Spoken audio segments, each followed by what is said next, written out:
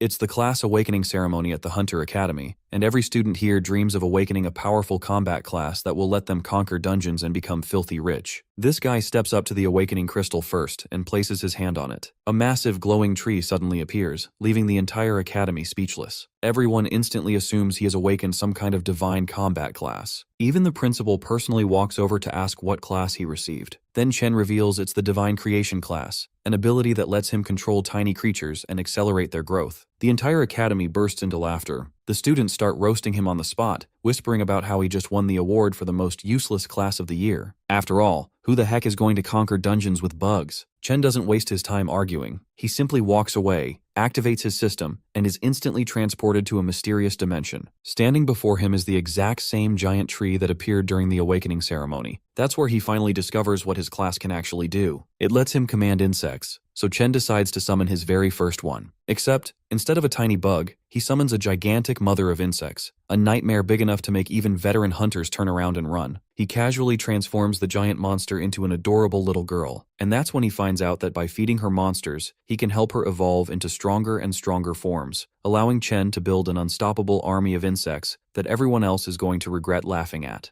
He becomes confident that after hitting such a jackpot, he has no need for any combat class at all. He begins planning to let her rapidly devour monsters so he can build an entire insect army under his command. As he considers the terrifying potential of the insect race, Chen realizes he cannot allow anyone to witness his true ability. He decides to use Nine's poisonous mist as a cover while she devours monsters, enabling him to grow stronger in secret even though he naturally enjoys standing out. At that moment, Nine warns him that she senses a threat nearby, prompting Chen to immediately withdraw back into his consciousness. He finds himself facing the leader of the Night Watch, a man who at the very least appears to be a master-level expert. The Night Watch leader directly asks Chen whether the massive commotion is caused by him. Even the people standing nearby can sense the immense aura radiating from the man. Chen notices the way he is being stared at and begins to wonder whether this is some kind of test. At that moment, he is alerted that Nine is losing control and has the urge to devour the target standing right in front of him. It seems that because her devouring value is still too low, she is going mad. Chen realizes he must quickly find monsters for her to consume. For now, he somehow manages to suppress her violent impulse. The leader of the Night Watch suddenly praises Chen for being able to endure his pressure, despite having just awakened. He adds that he can already sense a bright future waiting for him. Chen finally asks the man to identify himself. The leader formally introduces himself as Ji Gong. Leader Ji immediately extends an invitation for Chen to join the Night Watch. Chen recalls that the Night Watch is an organization stationed on the front lines against the monsters, always the first to investigate newly formed dungeons. Since this group constantly fights at the front for the sake of ordinary civilians, the offer would normally be unappealing due to the extremely high risk of death. But for Chen, the situation is different. He needs consistent opportunities to battle powerful monsters so he can accumulate enough devouring value for Nine to begin reproducing her offspring. At the same time, he considers that her reproduction ability could cause a major uproar, which makes the dungeons an ideal place to keep it hidden. Leader Ji attempts to persuade him further by claiming that the rumors about the high death rate are exaggerated. Chen, however, quickly shakes his hand to seal the deal and states that there is no need to say anything more. Leader Ji stands there stunned, hardly believing what just has happened. Chen casually excuses himself, explaining that he has somewhere else to be, and promises that he will come report to the Night Watch headquarters in 3 days. As Chen vanishes in the blink of an eye, Leader Ji suddenly realizes that he completely forgot to ask about the boy's hidden profession. At that moment, the 8th elder from the Martial Arts Academy arrives, only to be mocked by Leader Ji, who tells the old geezer that he is too late if he rushed all the way here to recruit Chen. The elder immediately questions him about the kid who awakened a divine rank creation class and asks whether Ji has already hired him,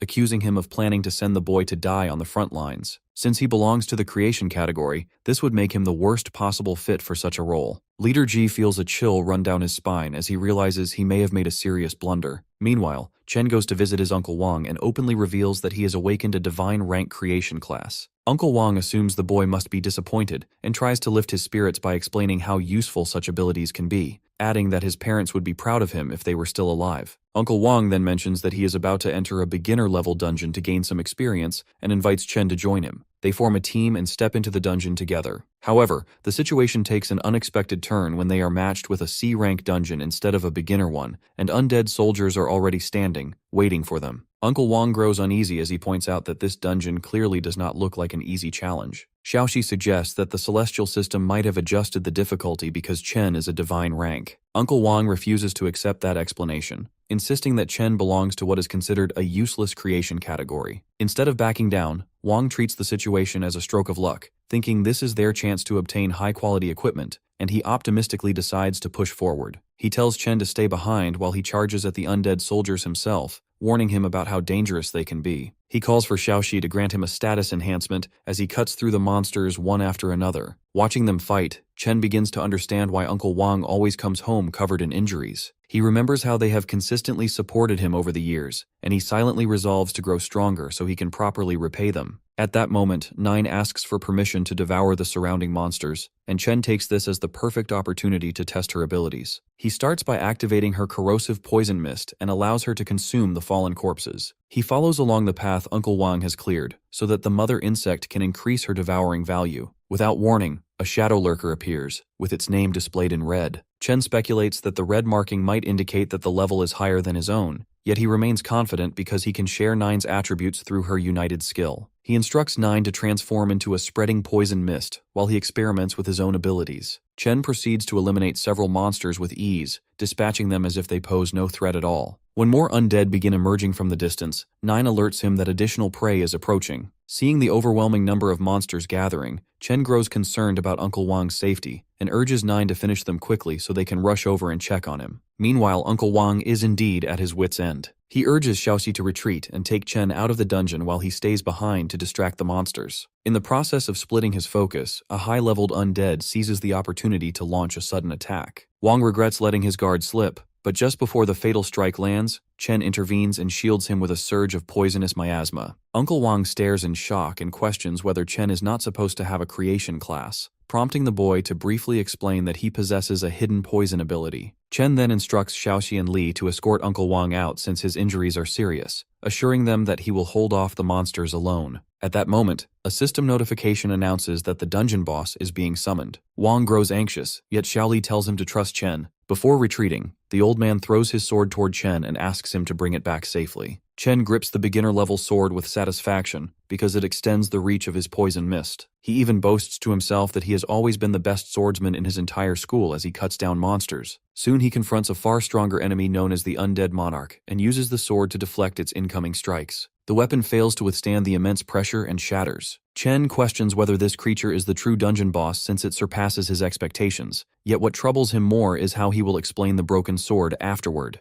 As the pressure mounts and he begins to feel overwhelmed, Chen summons the mother insect. She instantly blocks the attack and crushes the monster's clawed hand, then proceeds to eliminate it effortlessly. Chen waits for the dungeon to conclude, but instead something unexpected begins to unfold. The undead monarch crystal suddenly activates, and energy begins to swirl and condense around it. In an instant, the undead creature reemerges as an undead tyrant, now 5 levels higher than its previous weaker form. Chen quickly suspects that the crystal might actually be the true core of this dungeon boss and instructs Nine to destroy it specifically this time. The undead tyrant proves to be incredibly difficult, constantly dodging Nine's attacks despite its massive size. Chen thinks fast and hatches a plan. Since the boss is charging around like a complete psycho, he can finally make use of the roots spread under the ground. When the boss dives at him to finish him off for good, he finally activates his skill. Thick roots violently burst out of the floor. While they paralyze the boss mid-air, he quickly orders Nine to use her strongest attack. Their excellent teamwork makes him realize that he also has massive support potential in battle. His skill goes on cooldown for 8 whole hours, but the boss's core is now exposed. He calmly crushes it with his bare hand and receives the top reward for single-handedly clearing the dungeon. He gets a nifty dagger, but he decides to give it to Uncle Wang as a simple replacement. Then, he moves on to the next reward. The massive hammer he can barely lift has an overpowered effect that deals 5 times damage on a critical hit. But then, he gains experience and his level goes up.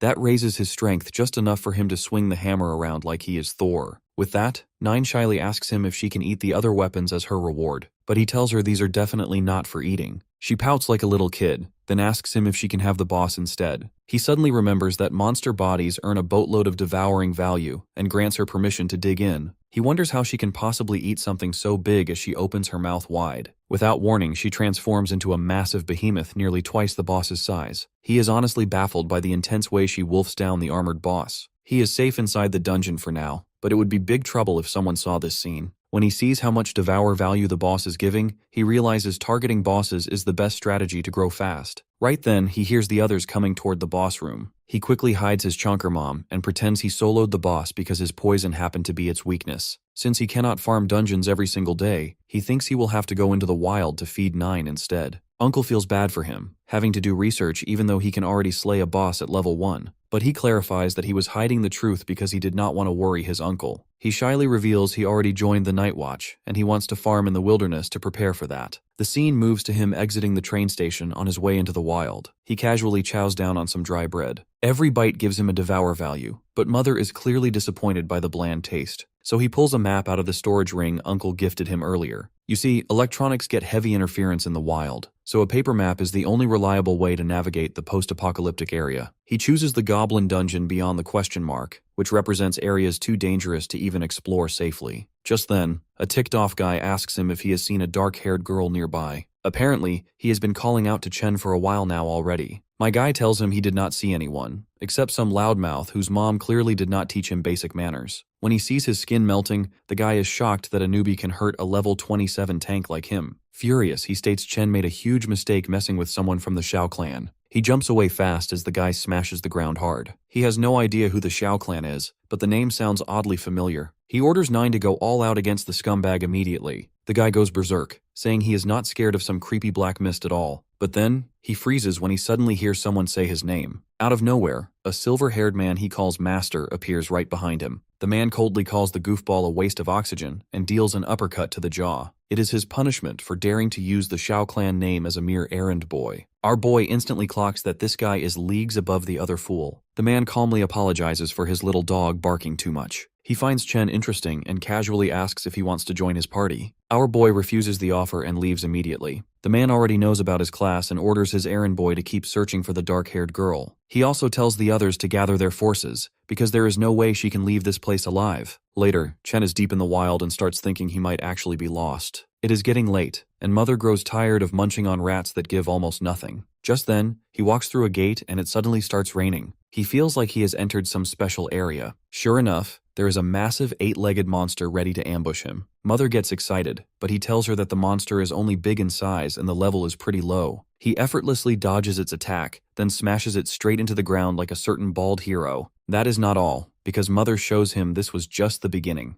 The entire place is basically a massive nest full of these things. Seeing that, he tells her it is basically an all-you-can-eat spider leg buffet. Our boy tears through all the poor spideys and gathers up all the carcasses for his mother insect to devour. However, she senses something even more powerful and delicious waiting up ahead, so he orders her to find it and attack right away. But when he hears it say, "ouch," he pauses, confused whether the girl lying on the floor in a swimsuit is even a monster at all. When she gets up from the pain, she instantly withdraws when he asks if she is fine. He assures her he is just a hunter looking for monsters. She gets angry and argues that he literally sneak attacked her out of nowhere. He swears she looked like a monster. I mean, he is not wrong if he is talking about that monster dump truck. Anyway, it is honestly impressive that she is completely unhurt by his attack. Wasting no time, she turns and leaves while murmuring about someone chasing her. When he asks why she is so restless, she says she is scared of monsters. He clearly does not buy her weak excuse. But if she is right, then he can simply farm any monsters that come after her. At the same time, he figures there might be actual people hunting her too, since there are no police in the wild. Suddenly, 9 snaps him back to reality because a lot of prey is rushing straight toward them. But when he sees their sheer number, he realizes the girl might not be lying about monsters chasing her. Regardless, they are all free points for him, so he shifts into farming mode. He notices they are a lot faster than before, and one even ambushes him like it has intelligence. It does not take long for him to realize they are strangely coordinated for simple monsters. Right then it hits him that the boss might be controlling them like a hive mind. He figures it will be hard to take them all on alone. But then, 9 appears and says the boss is openly mocking him. Furious, she lets out a monstrous scream that throws the insects completely out of control. While they start attacking each other in confusion, he zips through the mindless herd straight toward the boss. He dives from the top and drives his poisoned dagger right into its skull. A few moments later, our boy stands over the boss's lifeless body and pulls up his stats, realizing he has reached level 14. Watching the fight turn into a complete one-sided massacre, the remaining monsters panic and try to flee. He doesn't let them get away and tells 9 to enjoy her mukbang.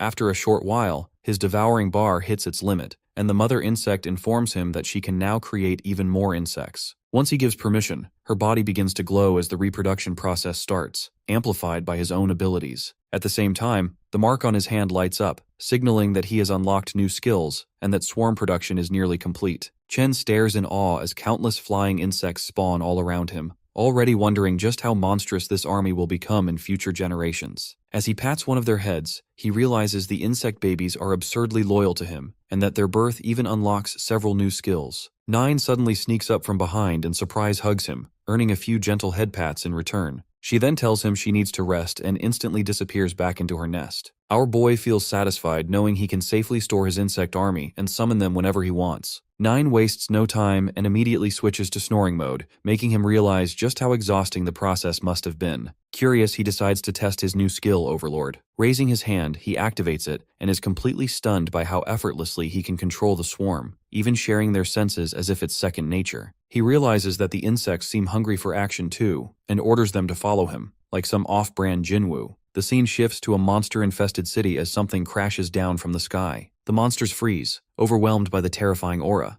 They don't even get a chance to react before they get vaporized by a spreading poison mist. Sharing the senses of his swarm, Chen feels absurdly overpowered. He remarks that creating another swarm will be a piece of cake now, and opens his stats to see how much it will take to reach the next limit, only for his eyes to widen in shock the moment the screen appears. The scene shifts to an abandoned warehouse where a random thug nervously calls out for his boss. He reports that the spider nest has been completely wiped out, not a single one left behind. Panic sets in as he wonders if the Night Watch was responsible or if something else went wrong. Either way, he thinks that they will have to rob some unlucky people just to get their hands on spider venom. Before they can move, they notice someone slowly approaching. Our boy steps into view and casually asks if they are interested in trading some food. The thugs immediately relax, sizing him up as nothing more than a low-level adventurer. One thug tells him that the food can be really expensive. He plays along, claiming he has some quality goods they might like. Then, the crooks drop the act and start pulling out their weapons. In response, our boy calmly summons the corpses of every monster he wiped out earlier. The thugs realize this is the guy who slaughtered the spider nest and start sweating. Chen locks eyes with them, and they scramble away without a shred of dignity, running like the cowards they are. With the warehouse quiet again, he summons a few insects to act as guard dogs and sits down to enjoy a warm bowl of stew, as if nothing happened. While eating, he argues with himself that reaching the devouring limit feels borderline impossible now, as even taking down a high-level boss barely counts. The only real option left seems to be the secret realms controlled by the Night Watch. Just as he thinks 9 is still fast asleep, he senses something is off, as if multiple people are closing in on his location. He stands up and immediately bumps into someone, only to realize it is the girl from before. She recognizes him at once and desperately begs him not to sell her out. That is when it clicks that the other group has been chasing her this whole time. Moments later, the silver-haired guy walks in again with his retainers, clearly surprised to see Chen camping here so calmly. One of his lackeys starts barking threats, telling our boy to spill the beans, but the white-haired man shuts him up instantly. He then takes a seat and makes small talk about Chen's recent leveling. Then, without warning, he materializes a sword and asks about the girl again, making our boy aware of their power difference. Chen points outside at random and claims he saw someone pass by earlier. The noble decides to believe him but warns him that if he is lying, he will face the wrath of the Zhen Empire. That name makes our boy realize where the noble actually is from. Dropping into lore mode, the Zhen Empire families are infamous high-rank snobs who only show up when something big is about to happen. Some of them can even erase continents, and the thought that he got dragged into their mess makes him very irritated. He decides he needs to leave immediately, but before he can move, the girl reappears. He grabs her hand without hesitation and demands an explanation. She spills everything, explaining how her family was ambushed by that noble brat who wanted their wealth and refused to leave witnesses behind. Now that she is alive, that Xiao family guy wants her silenced too. She promises Chen compensation,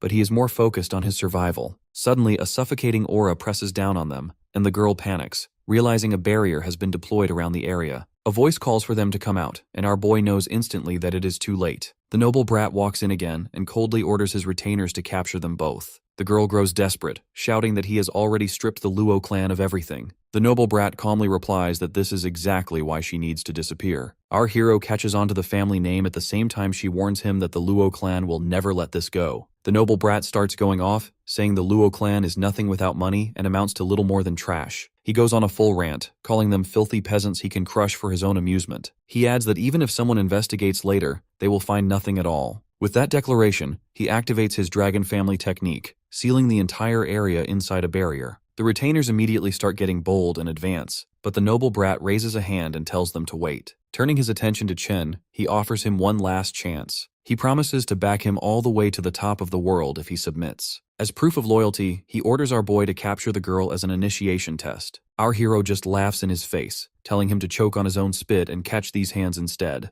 Enraged, the noble brat gives the death order, and the retainers finally rush in. They are not completely brainless and avoid charging him head-on, but Chen reveals that poison is far from his only trick. Activating his other talent, plants erupt from the ground and coil around the attackers, restraining them. The overconfident subordinate from earlier freezes for a moment, before breaking free, and then barks to his comrades that the plants are weak. The noble brat shouts out that this is only a distraction, but it is already too late. Chen summons his insect army and sends them surging forward. The swarm overwhelms the retainers in seconds, shredding their weapons before tearing through their defenses. One thug realizes too late that the insects can release poison as well, and any remaining hope vanishes when Chen activates his skill. Before our boy can land the finishing blow, the noble jumps into the fight himself. He is shocked by his speed, realizing the white-haired brat is faster than even the poison mist. Using his dragon family technique, the guy slams him with a heavy strike and immediately follows up with a sword attack. He starts gloating, convinced the battle is over, until his eyes widen in shock. The Luo girl manages to block the attack with a defensive shield skill. The noble brat curses himself for ignoring her existence, but Chen does not waste the opening and commands the insects to attack again.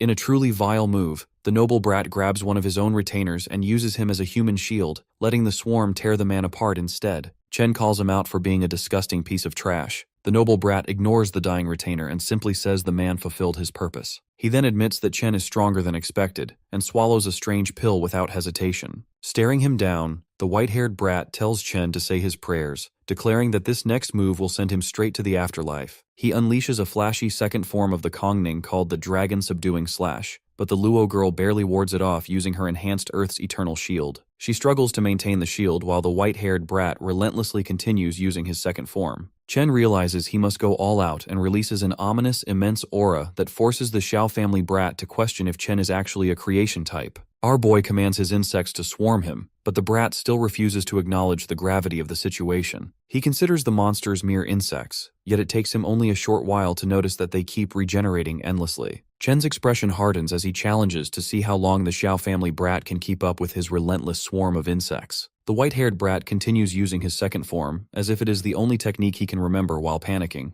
and within seconds even the dragon chi he radiates starts being devoured. The insects finally reach him, and one sinks its teeth into his arm, rendering it immobile with poison. As Zhao Yuanwu runs out of options, he finally resorts to his trump card, pulling out a strange family heirloom called the Life Jade Protector. He grows cocky, declaring that a few lame insects pose no threat to him, and revealing his true identity as Zhao Yuanwu. Our boy senses a powerful aura emanating from the treasure and, to test it, sends his insects to attack, but somehow they can't even scratch the shield surrounding his opponent. Yuanwu smirks and immediately begins boasting again, explaining how his treasure can block any attack no matter what is thrown at him. He commends Chen for cornering him like this, but declares that Chen is now finished. The Zhao guy shows a surprising leniency as he invites him to become his subordinate, promising in return to let him inherit the Zhao family name and spare his life. However, he doesn't appear the least bit worried, while the Luo girl looks on in sheer disbelief. Yuanwu wonders if Chen has gone insane after realizing that he is about to lose, and once more starts bragging about the strength of the Xiao family. Our boy calmly reminds him that if he wants to investigate something, there should be a trace left behind,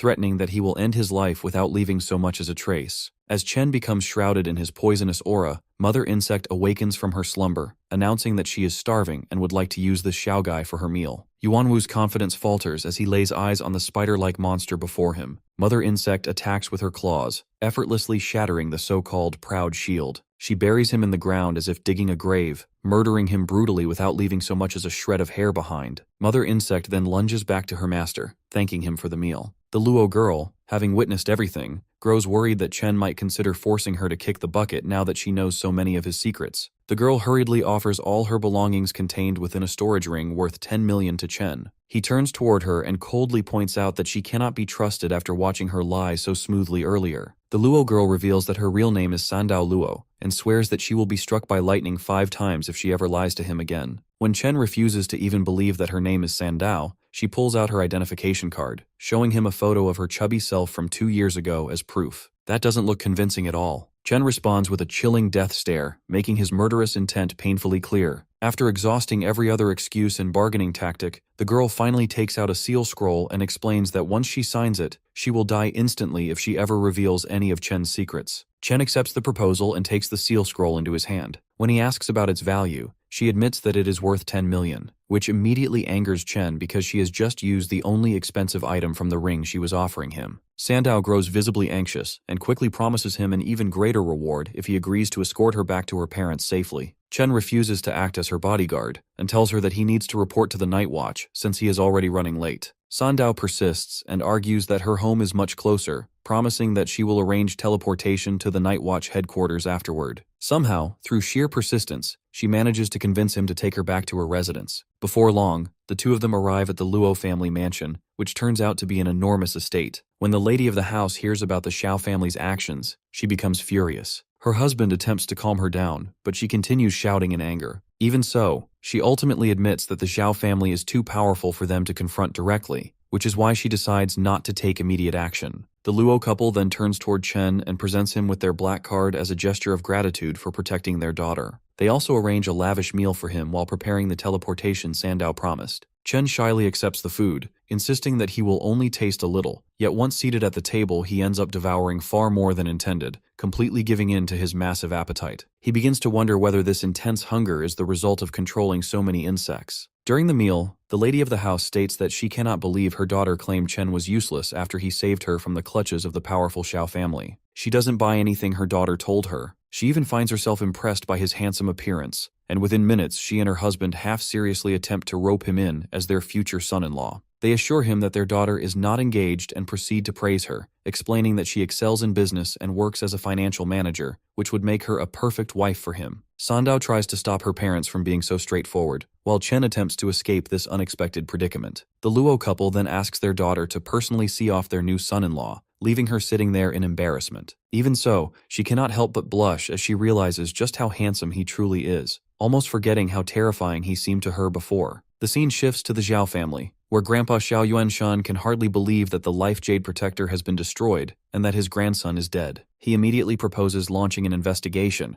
but Yuanwu's cousin Xiao Beihan argues that Yuanwu was as useless as they come and not worth wasting resources over. Beihan goes on to say that such a lowly death does not even deserve the old man's anger. Grandpa Xiao forces himself to stop mourning what he calls a worthless scumbag, yet he still insists on doing something for his former grandson and demands revenge. He declares that he wants to know who in all of Daxia dares to oppose him. Beihan calmly suggests that they should deal with the matter after he finishes participating in the Tianjiao camp. Meanwhile, Chen arrives at the Night Watch base and informs them that he is here to join and work for the organization. At that moment, Leader Ji Gang appears from behind and says he has been expecting him. He proceeds to introduce Chen to the team members, starting with Yun Xiaoke, their level 45 support specialist. Then there is Dong Feng, the sharpshooter, along with Chu Bulang, an armored warrior whom Leader Ji jokingly describes as a talkative dwarf. Finally, he introduces Aunt Tang Jin, the deputy commander and an excellent chef. Seeing how enthusiastic everyone appears, Chen modestly remarks that he is only a creation type.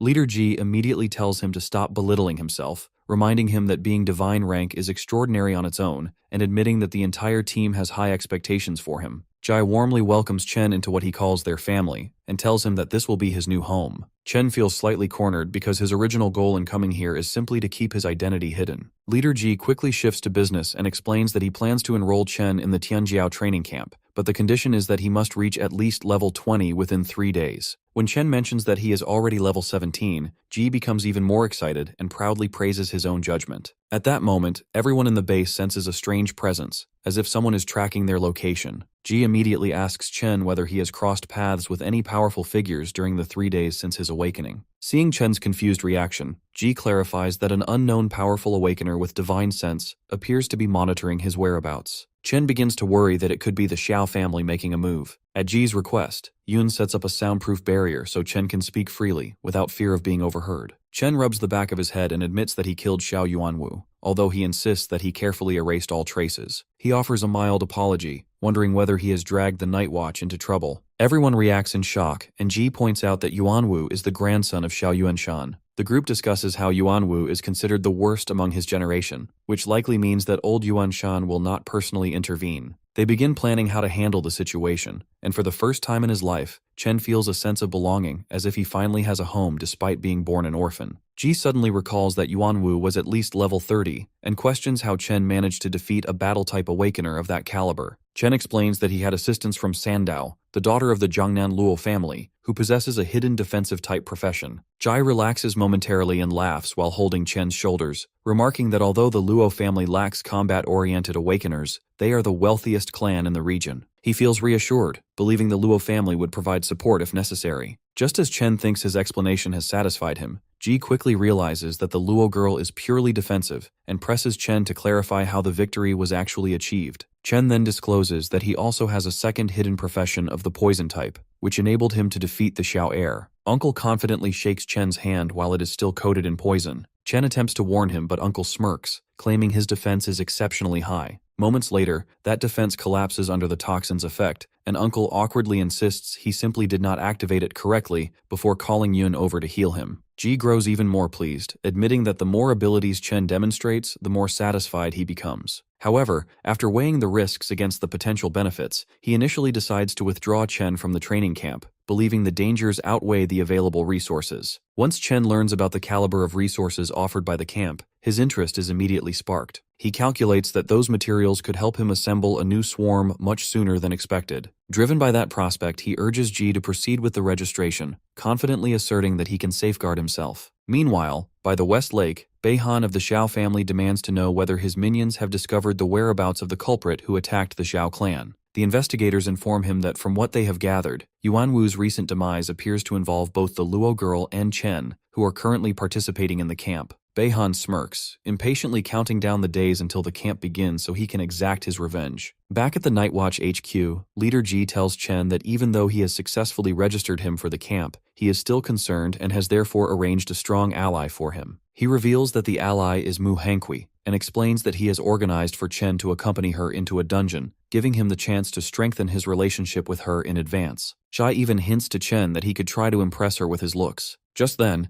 Hankyu of the Mu family appears. Ji begins negotiating with her, and although she argues that she has already provided them with a free dungeon scroll, Ji insists that she take Chen along to the dungeon. Hankui then turns to Chen and asks about his combat abilities. When she learns that he is only a rookie, she dismisses his creation type as garbage. This enrages Ji, and he scolds her never to address him as uncle again, arguing that Chen is not only divine rank but also possesses a dual profession. When her butler mentions that she has just been dumped by someone, Hankui blushes and reluctantly agrees to bring Chen along. As the scene shifts, the team heads toward the dungeon known as the Beautiful Village, where they must defeat the boss and destroy the altar in order to clear it. Don Feng takes charge of the dungeon exploration while warning everyone to head back to the teleportation stone if they end up separated. He explains that the chance of mutation is extremely low, while the Shorty Chu informs Chen that this scroll alone is worth at least $1 billion. Hankui glares at Chen with clear disdain, warning him not to slow them down, while Chu reassures him that he doesn't need to worry because he will make sure Chen stays safe. Chen, however, can't shake the uneasy feeling that something bad is about to happen. Suddenly, they find themselves inside the dungeon, standing in what appears to be a beautiful village. They plan to search the houses, hoping to uncover any lurking monsters. As they approach the village, Don points out something odd about the stone where the village's name is inscribed. Yun casts a cleansing buff on everyone, and Chen is surprised to feel that it not only boosts his agility and energy, but also clears his mind. Just then, the worst occurs as the mutation activates, and dark energy emanating from the stone surrounds them all. The dungeon transforms from the beautiful, charming village into the Dead Spirit Village, now called Nightmare. Unfortunately, what was previously an easy, ordinary-level dungeon has now become a nightmare-level threat, and to make matters worse, the mutation scatters everyone across the dungeon.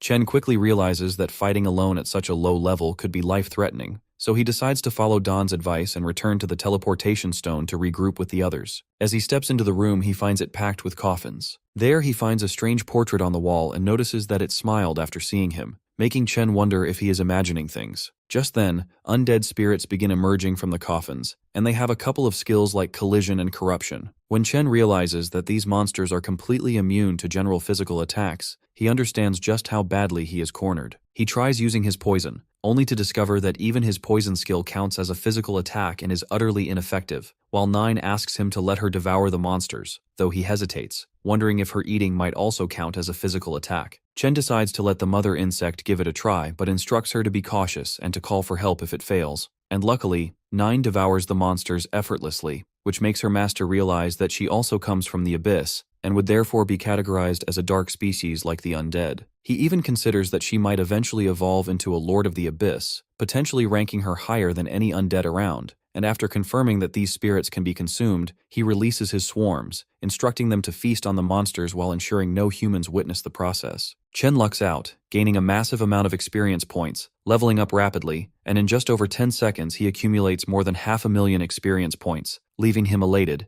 and once he finishes clearing the nearby monsters, he takes 9 with him to inspect the smiling portrait. This time, the portrait is filled with anxiety and wears a sad expression. When 9 asks if she can see whether the portrait can be eaten, it literally explodes, and the system informs Chen that he has scared a level 30 necromancer guard to death, granting him double the experience points compared to normal monsters. Meanwhile, Don struggles to keep control, only managing because he had luckily brought along a magic weapon purely by chance, and as the one leading the group, he worries about the rest of the party, fearing for their safety inside the mutated dungeon. When the system alerts him to the incredible speed at which monsters are being wiped out, he starts to wonder who could be responsible, eventually arriving at the conclusion that only Hankwi might be capable of pulling off something like this. He questions if she could truly be this strong, suspecting that she must be hiding a powerful ace up her sleeve. He firmly rules out the idea that Chen could be the one accomplishing such extraordinary feats on his own. Hankwi, on the other hand, is pushed to the edge and cries out that she does not want to die. She laments how much she had been looking forward to taking part in the camp. Just then, she notices a swarm of dead spirits running away from someone and wonders who it could be, hoping they might save her. To her utter disbelief, she realizes that it is Chen who has been systematically taking down all of these monsters. She literally begs for her life at this point. Chen quickly drags her out of the mess and tells her to run. When she sees his powers, she is completely stunned. Hanki cannot believe that what she is witnessing is the capability of a mere trash-type awakener. Meanwhile, the rest of the team has managed to regroup. Don wonders where the spirits went, as he cannot find a single one of them now. Yoon suggests that Hankwi must have defeated all of the dead spirits, and there is a chance she might be carrying a secret treasure. Don hopes that Chen is doing okay. Just then, the 3 notice signs of a battle a short distance away. They walk towards it and find Hanki sitting behind Chen, giving him a gentle massage like a waifu. Seeing her acting like Chen's servant, Don worries that they might actually be a transformed boss trying to fool them. When the 3 from the Night Watch try to interrogate them, Han Q of the Mu family steps up and declares that they would have to go through her first. Chen shoves her aside and reminds them that their boss is Ji and that Aunt Tang is a great cook, which convinces the Night Watch that they are truly allies. Everyone starts gossiping around while Chen's proposal to go and defeat the boss is completely ignored. When he can no longer hold back, he shouts and takes them to where the boss is. There, they come across a dead spirit leader at level 40. While the entire crew begins assigning roles and dividing responsibilities among themselves, the boss suddenly appears terrified and bows down submissively, seemingly unable to resist the overwhelming force Chen possesses. Chen calmly steps forward and tells everyone to take a proper rest, reminding them that they are all battered and injured from the battle. He then instructs 9 to finish the boss off without being noticed, and in an instant, 9 devours it completely, allowing Chen to gain an enormous amount of experience points, along with a significant increase in devouring value for his mother insect. Don finally realizes with shock and disbelief that it was Chen all along who had been defeating the monsters all along. Despite this, Chen casually uses his poison as an excuse, downplaying his own abilities and claiming that he had simply been lucky, arguing that it was only because his poison unexpectedly turned out to be effective against these particular monsters. The dungeon finally concludes, and all of them receive the Medal of the Dead as a reward, a special and extremely rare item capable of absorbing a fatal attack once. Everyone expresses their gratitude to Chen, thanking him profusely for practically carrying the entire team through the dungeon from start to finish, acknowledging that without his intervention, they might not have survived. Even the items that Chen receives as loot turn out to be quite unique and valuable, far above ordinary treasure. He decides to keep a dark dance invisibility cloak for himself, while choosing to sell the rest of the items in order to buy blood essence to further strengthen his insects and enhance their abilities. Later, back at the HQ, Uncle G is left completely shocked when he hears that Chen had literally carried the whole gang through the dungeon. G asks everyone to leave so that he can speak with him privately, expressing his astonishment and saying that while Chen might be able to fool others with his performance, he is certain that his poison could never have stood a chance against the monsters of the undead category. As G presses him for explanations, Chen begins to feel a sense of worry, realizing that revealing the truth about his insects could be dangerous, considering that these creatures were infamously known as a catastrophic threat to humans in the past era. Faced with the leader's intimidation, he actually feels nervous for the first time in the story. The old man seems seriously amused by his reaction. The leader then lies back on the couch and says he does not need to reveal everything as long as Chen is useful to the night watch. Chen promises he will get the rarest equipment for him, which clearly pleases the old man. The leader tells him that having secrets is fine, but there is something important he should know. He brings out 3 bodies from his storage. These are the corpses of the assassins tracking them, and they were all very high level. When he asks if they were sent after him, the leader says they were actually after the posh princess. The leader then shows him their kill list. There are many names written on it. Most of them are unfamiliar to him, but he feels a chill when he sees Xiao Beihan. The participant from the Xiao family will also be with him in the training camp. He is not an ordinary awakened. For comparison, many assassins have already gone after the pouty princess, the daughter of one of the 12 Seal Kings. Most of them failed because her family's secret guards protecting her quietly wiped them out. But her family's power is nothing compared to Beihan's family. The purpose of showing our boy Xiao Beihan's name was clearly a warning. He is not allowed to use his poison at the camp because it will only attract unnecessary danger. The leader regretfully says he is too powerless to protect him from those clans. Our boy is honestly touched by the old man apologizing just because he cannot hide his secret better. But then,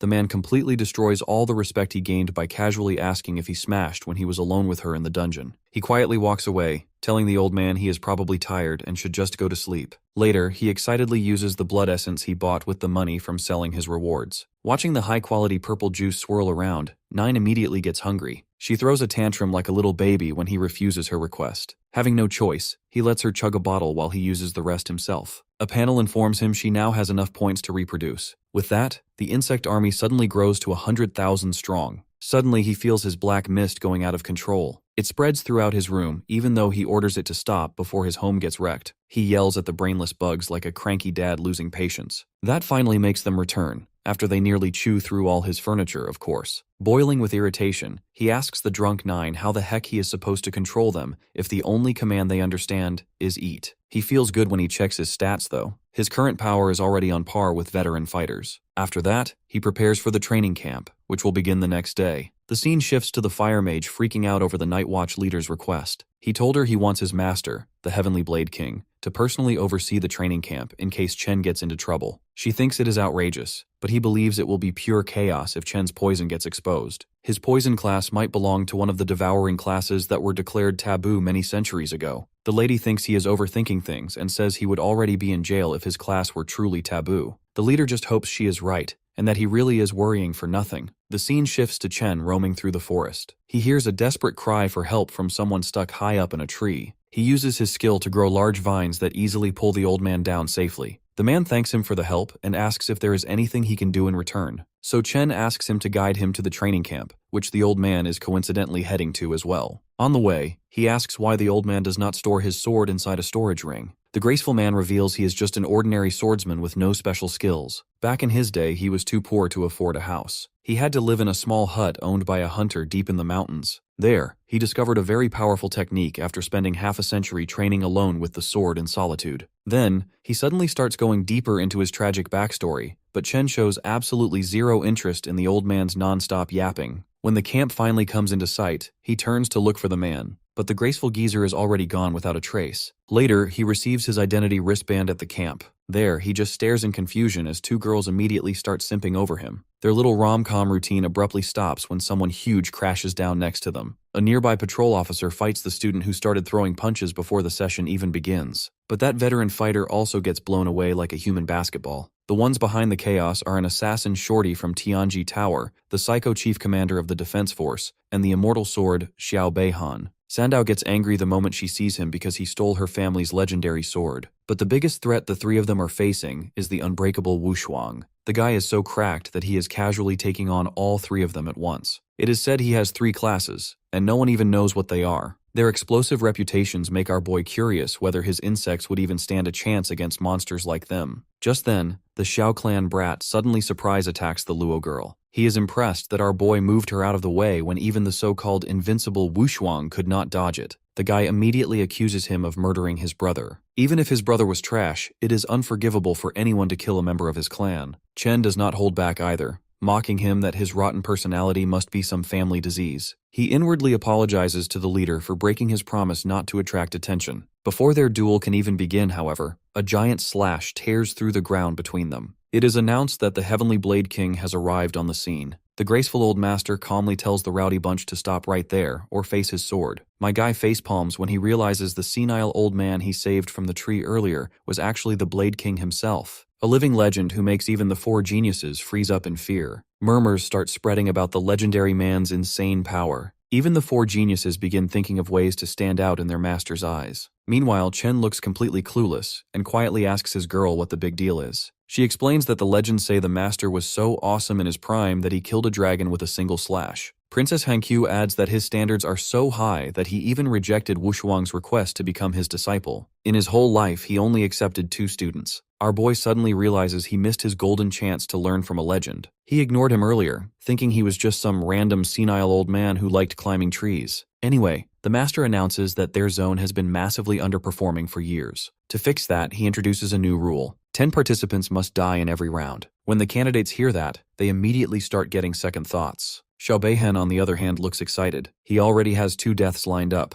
Chen ends up having the exact same thought, thinking it will be great if he can remove the thorn in his side. With that, the Sword King continues, saying there are 150 flags scattered around the camp. Only half of the 300 candidates holding a flag will pass to the next round. There are no restrictions. You can form big parties or run solo and use any methods necessary. With that announcement, the round begins, and all the weaklings immediately scatter to search for flags, staying far away from the big 4. The silver-haired devil instantly turns to our boy with a bloodthirsty grin. He tells the girls to find a flag and let him handle the scumbag himself. The guy mocks Chen for playing hero when he is just a newbie with no real skills. But Chen is not scared. Beihan's swordsmanship is worse than his brother's, and our boy has leveled up since then. The duel starts with Beihan launching an airstrike, but it abruptly stops when the assassin girl suddenly steps in between them. She argues that they agreed to team up against Wushuang right from the start, and she drags him away to honor their deal. Our boy gets the feeling she did that to help him. Sure enough, she secretly turns back and gives him a quick wink. Turns out her aunt is the fire mage lady, and she asked her to cover for him whenever possible. As the two leave, one of Beihan's lackeys offers up a flag to show loyalty to his boss. Instead, Beihan orders the goon to do him another favor to prove himself. In the meantime, our boy meets up with his girls, who already found 2 flags. Their little reunion is suddenly cut short when an explosive arrow blows apart the roof above them. It is Beihan's personal guard dog, famous as the Sunflame Archer for his ridiculously powerful fire arrows. Chen tells the girls to run so he can go all out and personally add another number to the Sword King's 10 death quota. The mid-air archer panics the second the poisonous mist swallows him whole. He screams for his teammates to come out and back him up.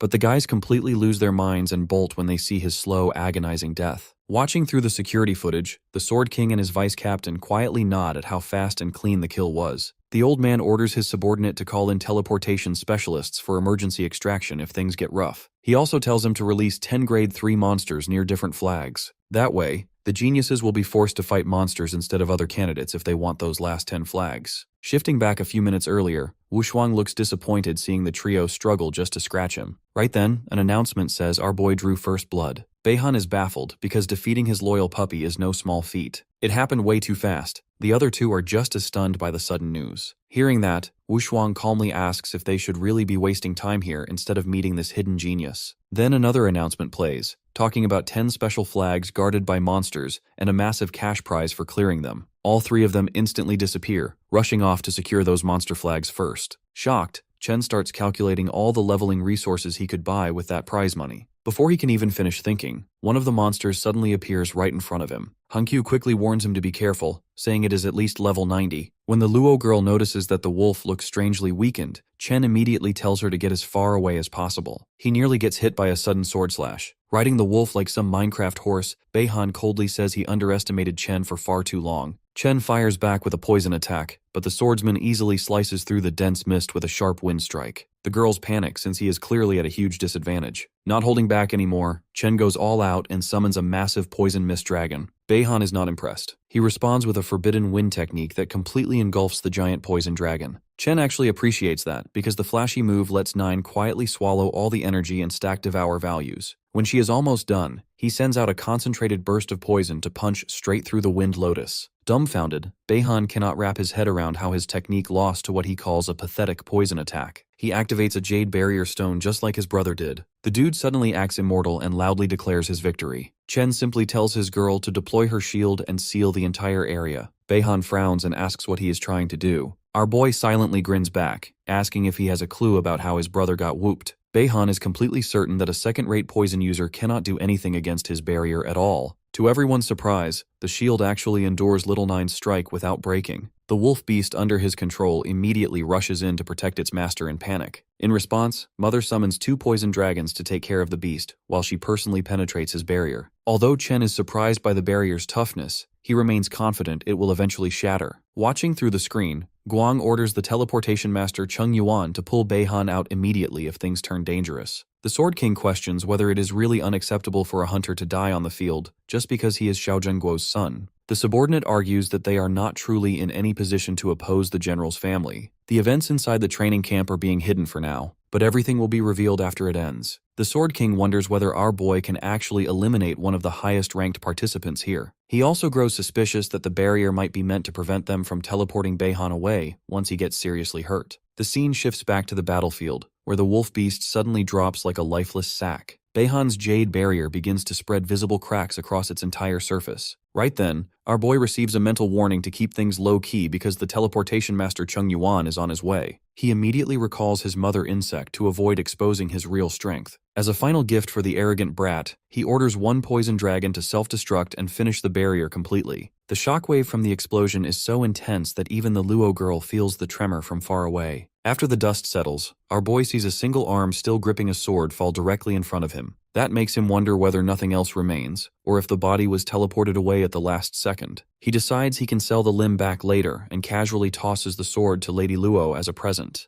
Back in the office, the man furiously yells at Master Cheng Yuan for failing to return Beihan safely this time. Cheng Yuan explains that the mental spirit had already been poisoned, even though he arrived in time and tried to extract him just before the explosion went off. Unable to believe that such a thing is even possible, the two immediately start arguing with each other. The Sword King grows tired of their endless yammering and orders both of them to shut their traps. He scolds Guang, saying that constantly flattering powerful families is exactly why he never improved or received a promotion. Back when he questioned whether he could confront the Xiao family, he didn't care enough to answer. Now he coldly states that great heroes die on a battlefield. Compared to that, Beihan's life is not worth all that much. He orders the men to quietly inform the other superiors in the camp and make sure no eliminated participant is allowed to leave afterward. Meanwhile on the battlefield, everyone completely loses their minds in disbelief. They cannot accept that the infamous grandson of General Zhengguo was defeated by our hero. At the same time, the other top candidates, including Wu Shuang, are left stunned while staring at the underdog who actually defeated Beihan in combat. The scene shifts to Commander Duan, who asks Kaidian why he suddenly barged in. The old man responds by instantly setting up a silencing barrier, forcing Duan to drop his relaxed attitude and get serious. The Sword King cuts straight to the point and asks whether a poison skill can damage the mental spirit. Duan admits it is possible, but only if the poison is extremely powerful. He adds that even a 4th transfer poison king he once knew could not achieve such a thing. Duan then asks whether there is a genius in the camp capable of this, already imagining how dangerous such a kid could become. Kaidian does not deny it, and Duan presses further, questioning what the old man is really doing here. Instead of answering, the Sword King shifts the topic and asks whether the poison itself can be sentient. Duan laughs and says that it is impossible unless the poison is merely pretending to be poison. That answer shocks Kaidian. Duan pauses and recalls an old record he once encountered, one that mentioned a terrifying insect capable of producing poison mist. The creature is called 9 miasma wings, a being from the abyss that once caused a world-ending disaster. Kaidian grows serious, but the commander laughs it off, saying the ancient insect has long since vanished. The Sword King plays along with the joke and then decides to leave. Duan calls out again, asking about the genius with such potential. However, the Sword King does not have the answer and instead vanishes into his pocket dimension deep in thought about the 9 miasma wings. He feels pity for the boy who sits at the top of the rankings yet carries a taboo power that would get him instantly murdered if exposed. He recalls the Night Watch leader's words, asking him to take care of the boy and even make him his disciple too.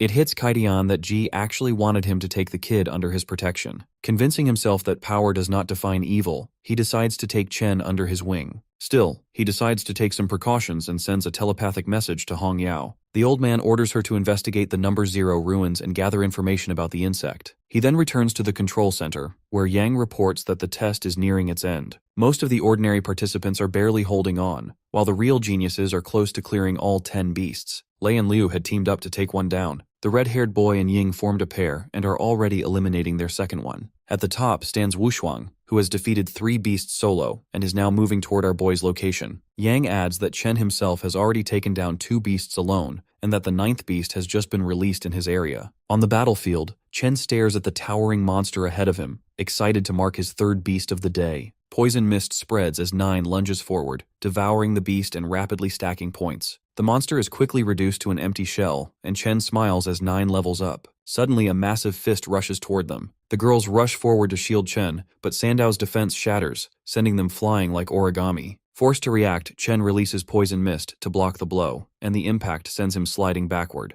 Wushuang watches with interest, impressed that the poison mist blocked his attack. Chen steadies himself and remarks that the third-ranked powerhouse is not bad either. He then asks if the blonde came here to steal his beast. The prodigy denies it, saying the beast is already finished. Instead, he lets his aura leak and makes it clear he is here for a fight. Chen asks if Wushuang is truly willing to put his life on the line. The guy smiles and replies that he would not have it any other way. The fight begins instantly as Chen releases a surge of poison mist, but the blonde counters at once with heaven-reaching cliff. The sheer force of the attack catches Chen off guard, forcing him to dodge on instinct. He curses his own slow attack speed as he regains balance. Turning inward, he asks 9 if she wants to level up by feasting on the guy. The mother insect calmly replies that she cannot defeat him, but she is willing to die for her master. Her answer shocks Chen, and he then wonders if self-destruction is the only option left now. He immediately shuts that thought down and orders 9 to hide, as losing her would shatter every future plan he has built. Wushuang steps closer menacingly, taunting Chen that he is far too weak to have defeated Beihan.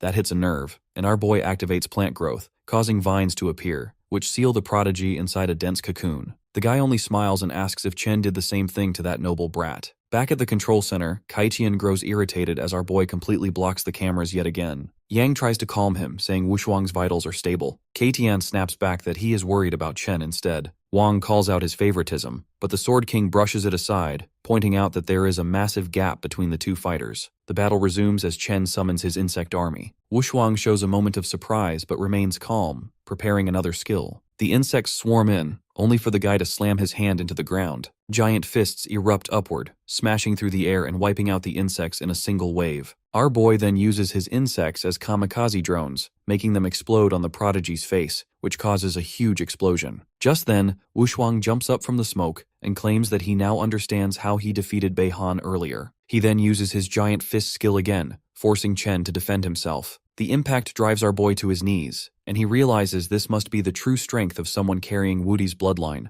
The 2 insects he sacrificed only neutralized the attack and did not injure Wushuang at all. He hesitates, wondering how many more of his precious insects he will have to lose, but then figures he has no other choice. He orders 10 more insects to self-destruct, which causes an even bigger explosion, but Wushuang dodges it cleanly. Chen immediately follows up with another vine attack, but out of nowhere the guy suddenly announces that the battle is over. Our boy just stares at him in disbelief. The guy explains that our boy is the first person here who forced him to fight seriously and calls him a worthy rival. He finally understands that the blonde only wanted him to go all out since it had been too long since he had a proper fight. The prodigy adds that he is feeling sleepy now and tells him to deal with the remaining beast. Chen snaps back, asking if he is really giving up first place. Wushuang shrugs it off, saying he is really tired, then walks away to find a place to sleep. That irritates our boy, who shouts that he will not let pride get in the way and will take the beast anyway. Wushuang smiles, satisfied that he has finally found a good rival. Back at the control center, Kaidian nods in approval at Wushuang's fighting spirit, while the teleporter collapses again from poison exposure. He then orders Yang to send the 10th beast toward Chen, so he can claim first place and win the entire event. The scene shifts to Hong Yao, first disciple of the Heavenly Sword King, as she explores the haunted ruins. She swiftly clears out the ghouls and approaches an ancient stone pillar emitting an ominous aura. On closer inspection, the pillar reveals a hidden database, causing multiple screens filled with ancient insect records to appear. Using her divine sensing skill, she searches through them and pulls out a document that confirms the 9-winged miasma caused a catastrophic disaster in Earth's history. Built like an emo hornet, the insect can release poison mist capable of damaging even mental energy. After gathering the info, she immediately retreats to report back to her master. Back with our hero, Chen has already defeated his 4th beast and senses that he is close to reaching the next transfer limit.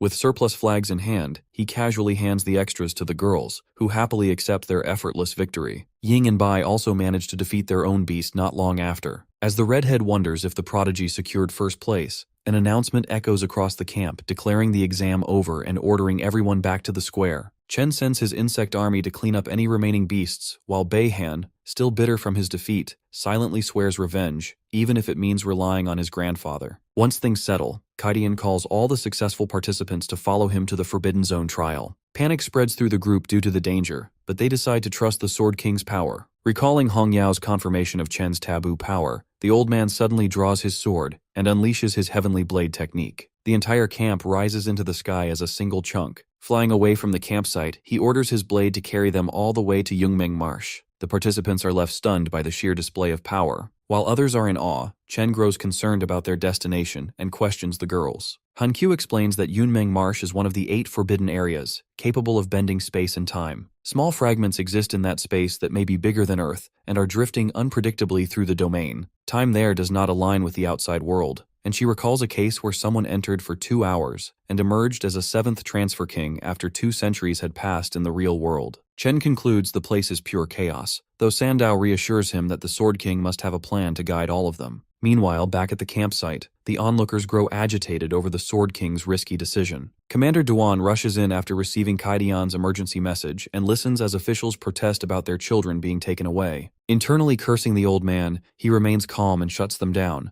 assuring everyone there is no need to panic. He reminds them that the Sword King promised to return them all safely before Selection Day. As Duan reflects on the drastic move, it suddenly clicks when he recalls one detail Keiichian mentioned earlier, the 9-winged miasma.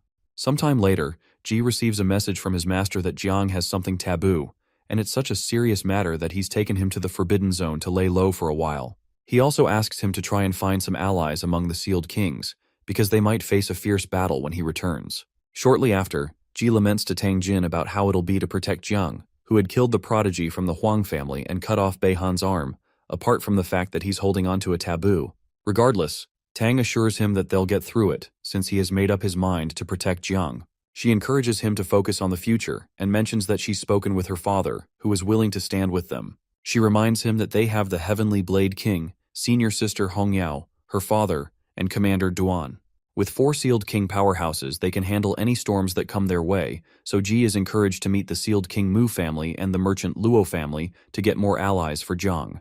He prepares himself for anything and plans to use the same energy he used when he stormed into the Xiao family and go all out. Excited, Tang notes that she hasn't seen him so excited in years. Meanwhile, Senior Gu asks Hong Yao what she thinks they should do after they return. She comments that their junior brother's 9 miasma wings are so cool, and she wishes she could raise one herself, but Gu calls her silly and asks her to get serious. Surprised, she reminds him that Great Xia has 0 tolerance for taboos, and there's nothing she can do if he can't fix this. When she asks him if he can chop down Grand General Yuan Xuan with one strike, he lightly smacks her and tells her to watch her tone. From his perspective, he's ended up taking weirdos for disciples despite his great reputation.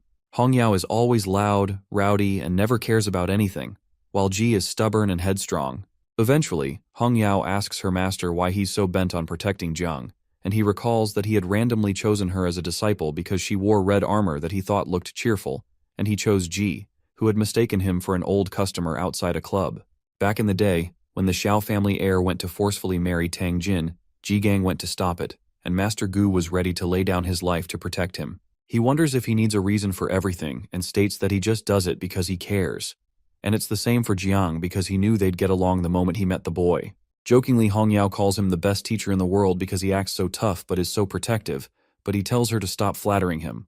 Eventually, she mentions that the only way to protect Jiang is through Great Xia's high military commander, one of the 3 invincible supremes, and also Jiang Wushuang's grandfather, the martial god Jiang Xuanji, also known as Wudi.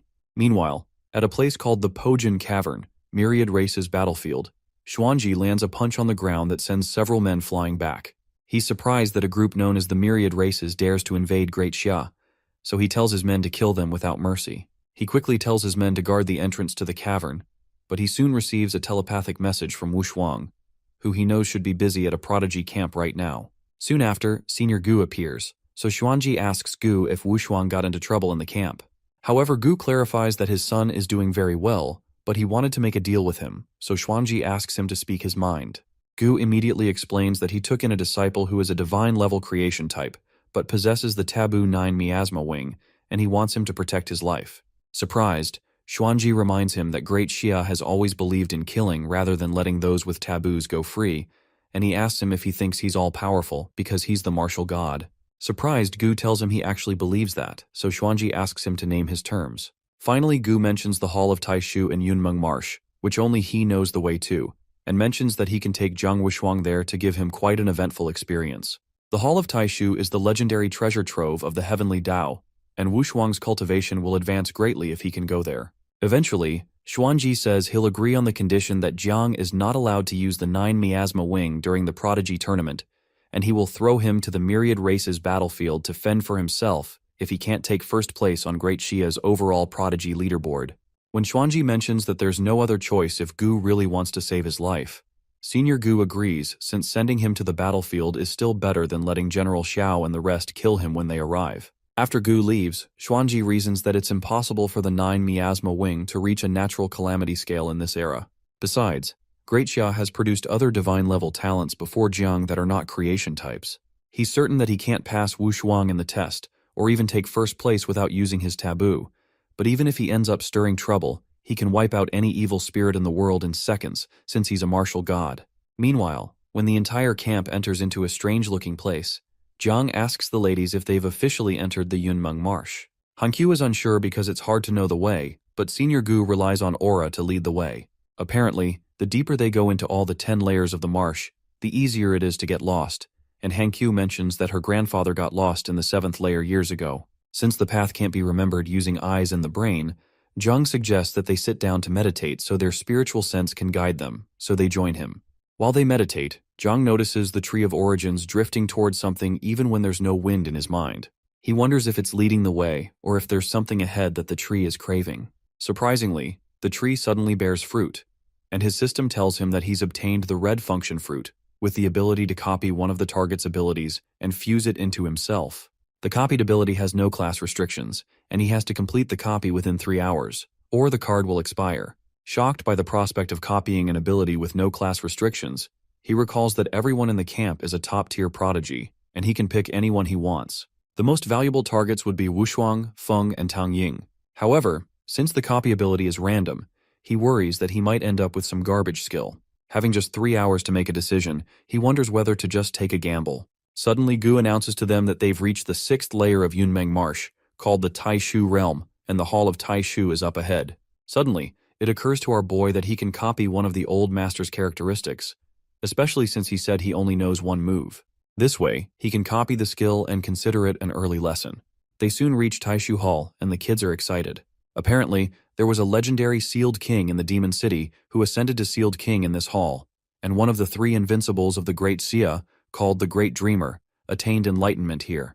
Gu informs them that there are 3 trials in Taishu Hall. The first is to climb 1,008 steps, with a chance to receive a reward of heavenly Tao on each step. The second is the Taishu Monument, and Gu admits that only the Great Dreamer has reached this point. As for the third trial, which is inside the Taishu Hall, no one has ever reached it. However, they will only be doing the first trial. From the 150 participants, the top 10, based on the number of steps climbed, will be selected to represent the Jiangnan Zone and enter the grand finals of the Great Xia's 8 War Zones Tianjiao competition. Immediately, Gu announces that they begin the trial, and the kids eagerly rush up the stairs. As Sandao rushes there, Jiang drags her back and asks her why she is rushing when the Taishu Hall is not running away. He shows them the top students, who are not rushing there but are preparing themselves. When they see that, they decide to meditate with him since they only have one shot to do this right. When Gu notices those who are meditating calmly, he is slightly impressed. In truth, Jiang is using the excuse of preparing himself to replicate the heaven-splitting blade move so that the card does not expire, and he hopes the old master did not lie about knowing only one move. When our boy selects Gu, the system reminds him that there is a chance that an ability will be downgraded or upgraded during the duplication process, and Jiang accepts the terms. He does not care if the ability is not upgraded, but he hopes it is not downgraded. When the duplication begins, he confirms that Gu was not lying. As the process continues, he sees a vision of himself training until he reaches a point where he has been training for 10 years, then 20 years, then 40, and then he finally achieves the heaven-splitting blade. When he finally gets it, he cleaves the ground with one strike of his blade. Apparently, man models himself after the earth models itself after heaven, but heaven models itself after Tao. When the copying process is completed, the system congratulates him for receiving about 4 different skills, and Jiang is very excited that he was able to split the heaven-splitting blade into 4 different forms. A while later, Hongyao notifies the master that Wu Shuang has begun to ascend the steps, but only Jiang is left. She becomes worried that Jiang is asleep, and Gu also becomes concerned that it does not take this long to adjust one's state. Suddenly, Hongyao notices that her sword heart is resonating, and it surprises Master Gu that even his sword heart is resonating. She immediately asks Gu if this could mean that Brother Jigang was successful in finally breaking down the heaven-splitting blade into 4 moves like he said. Apparently, Ji's stubbornness had kept him stuck at the 3rd transfer Grandmaster level for so many years, and Hongyao wonders if he is finally enlightened. However, the master suspects that it might be from the brat, Jiang, because the aura that he experienced just now is familiar, but he soon convinces himself that it must be an illusion by the Taishu Hall. Suddenly, Jiang heads towards the steps, and Hongyao becomes nervous to know how many steps he can ascend. Years ago, she could only go up to the 301st step, while Ji only made it to the 298th step. At this point, Wu Shuang is on his 289th step, Feng is on 250 steps, Ying is on her 248th step, Zhe is on his 211th step, Han Qiu is on 199 steps, and Sandao is on 170 steps. As Jiang makes his way up, some students lament about not having the chance to properly prepare for the Taishu Hall. The first 100 steps are illusion steps. Then it gets hard with gravity as each step feels like carrying several mountains. While they argue, Jiang walks past them to begin the illusion test, which he believes should not be a problem due to his good mental spirit.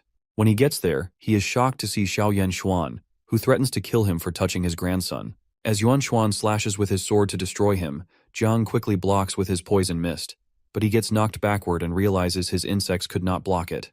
Eventually, the folks from the Night Watch show up to help him block it and ask him to move forward, but Yuan Xuan slices them all with one move, which causes Jiang to scream in horror.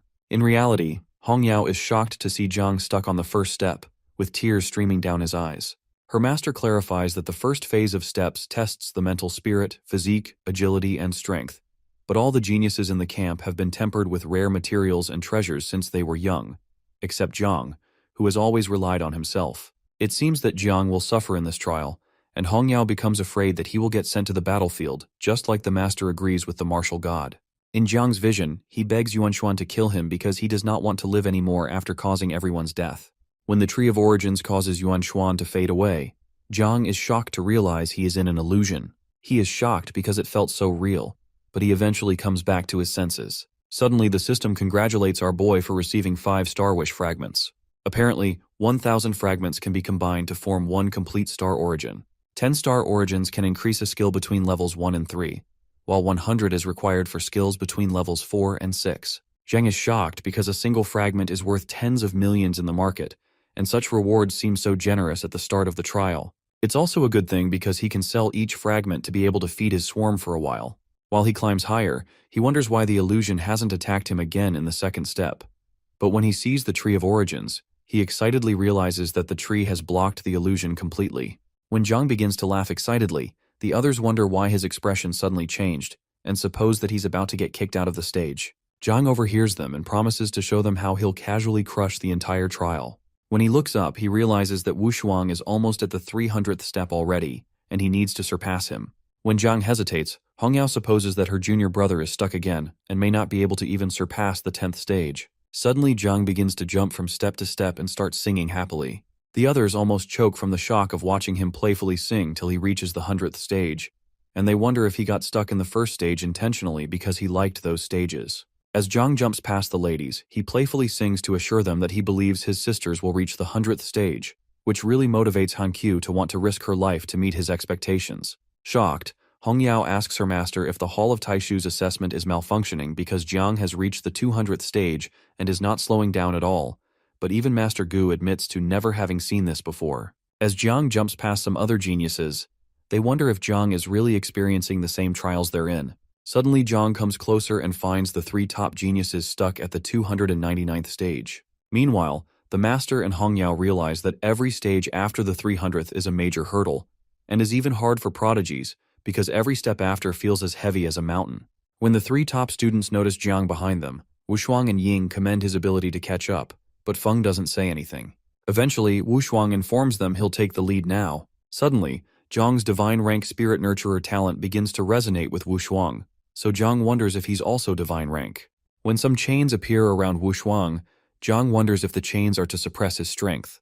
Suddenly the chains shatter and Wushuang takes his next step. When a purple aura develops around Wushuang, Feng wonders if this aura is the reward for reaching the 300th stage, and Ying seems pretty impressed. Eventually, Wushuang explains to them that the steps after the 300th are considered extreme. Although this new stage seems to be testing willpower, it's in truth testing the strength of one's soul. Wushuang tries to counsel Jiang to proceed with caution because he didn't come from a good background like this, and didn't have the luxury of being bathed in rare treasures and a good foundation. But while he's talking, Jiang casually steps onto the 300th stage. He soon turns to Wushuang and asks him if he was messing with him because this isn't that hard. For the first time, a look of shock develops on Wushuang's face. Suddenly, Jiang's system rewards him with an origin crystal for passing the 300th assessment stage. That's an insanely good reward. And Jiang reasons that he can give this to Uncle Ji since he heard he's been stuck in the third awakening for years. While Jiang is thinking, Little Nine excitedly tells him to keep climbing because they want to eat. When he looks up, he finds a slab on the top of the steps known as a stele, and realizes that Little Nine wants to eat that. He continues to climb, but eventually, Little Nine pushes him up forcefully across several stages, much to the shock of the three top prodigies. Their mouths open wide as they watch Jiang go up, and Wushuang begins to rush up the steps after changing his form, determined not to let Jiang surpass him. As Feng watches Wushuang, he realizes Wushuang has mastered his war god body, and anger wells up inside of him that makes him want to kill both guys that went before him. He activates his god demon blood power and goes hard after them while Ying watches them.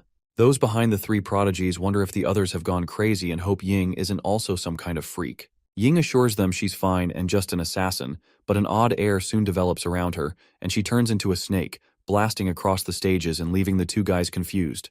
Shocked, the two guys comfort themselves about how hard the world is. Meanwhile, Hongyao is completely shocked by everything that's going on, but the master heartily laughs that it's expected of the disciple he picked. Jiang is just one stage away from the top and about to become the second person in history to do so. Seconds later, he successfully reaches the top and dispatches his swarm to take whatever they want. The swarm surrounds the Taishu stele, and Hongyao wonders what he's trying to do. She recalls that the Taishu stele is quite mysterious, and the invincible dreamer has used it for enlightenment. Right before her eyes, the Taishu stele disappears, and she wonders where it went.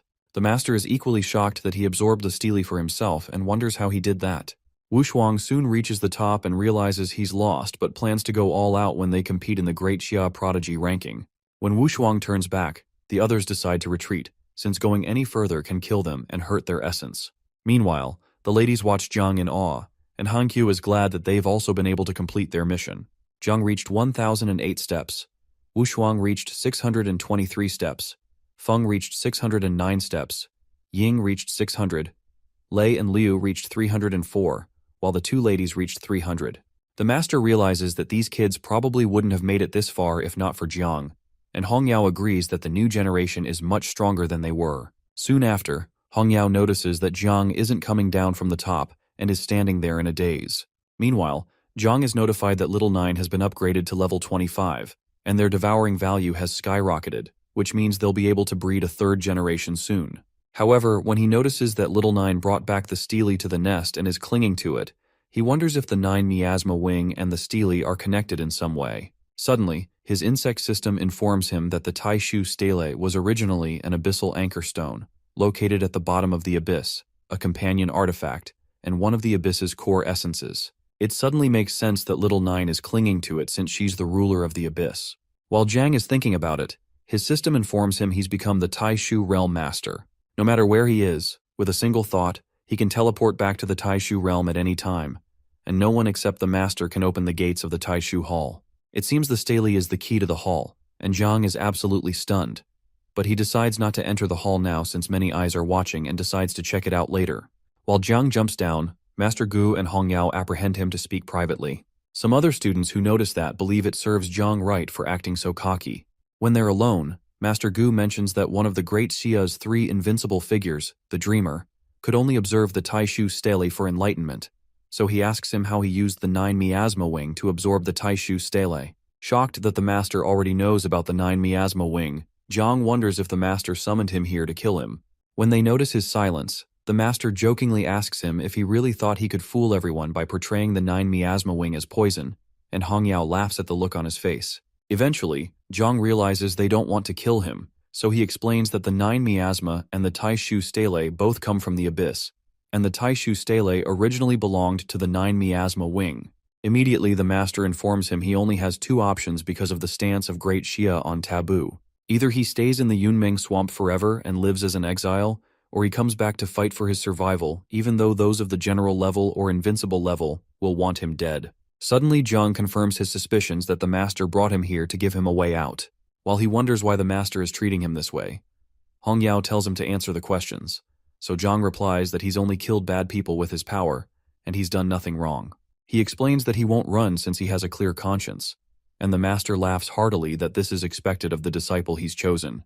When Master Gu mentions Ji, Jiang wonders what Ji has to do with this, so Hong Yao informs him that she's his senior sister and Ji is his second senior brother. Apparently, Ji nearly got killed by General Xiao when he stormed the Xiao family to steal Aunt Tang, and Master Gu had told him to hold his ground, but he didn't want to drag the master into this, so he was eventually exiled to Chujiang City. However, Master Gu assures Jiang that it doesn't matter who comes at them, because they can face them as master and disciple as long as his will is firm. When Master Gu assures him that he will carve a path for him with his blade, Jiang quickly bows to his new master. Meanwhile, Jiangnan's titled kings gather for a meeting, and Duan announces to them that Jiang Chen's poisonous mist is indeed the 9 miasma wing, according to their investigations. According to Great Xia's law, anyone who awakens a taboo class or uses such an object will be killed without mercy, so Duan asks them what they think. Soon after, Mu Hanqiu's grandfather, Mu Henian, responds that he doesn't believe the 9 miasma can cause as much destruction in this present day as it did in the olden days, and he suggests it's enough to put the kid under supervision. At worst, he suggests they destroy the 9 miasma wing but spare the kid. After that, Tang Jin's father, Tang Wanchuan, expresses that he agrees with Henian because Great Xia was quite weak when this law was given, and they can approach taboo matters with more flexibility. When he's done speaking, some of the other kings begin to accuse the two men of siding with Jiang because their daughters are involved with him. While they're arguing, Xiao Yunshuan steps in and states the kid must be killed on sight, and anyone who dares speak for Jiang would answer to his sword. When Duan sees the general, he realizes he may not be able to help old Gu anymore, and he hopes that Gu doesn't drag himself down.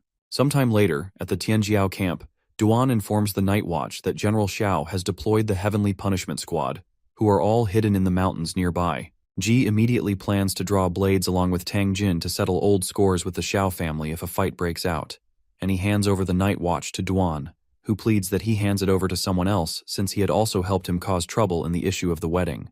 The other members of the Night Watch also refuse to miss out on the fun, but they soon notice Jiang and the others coming from a distance.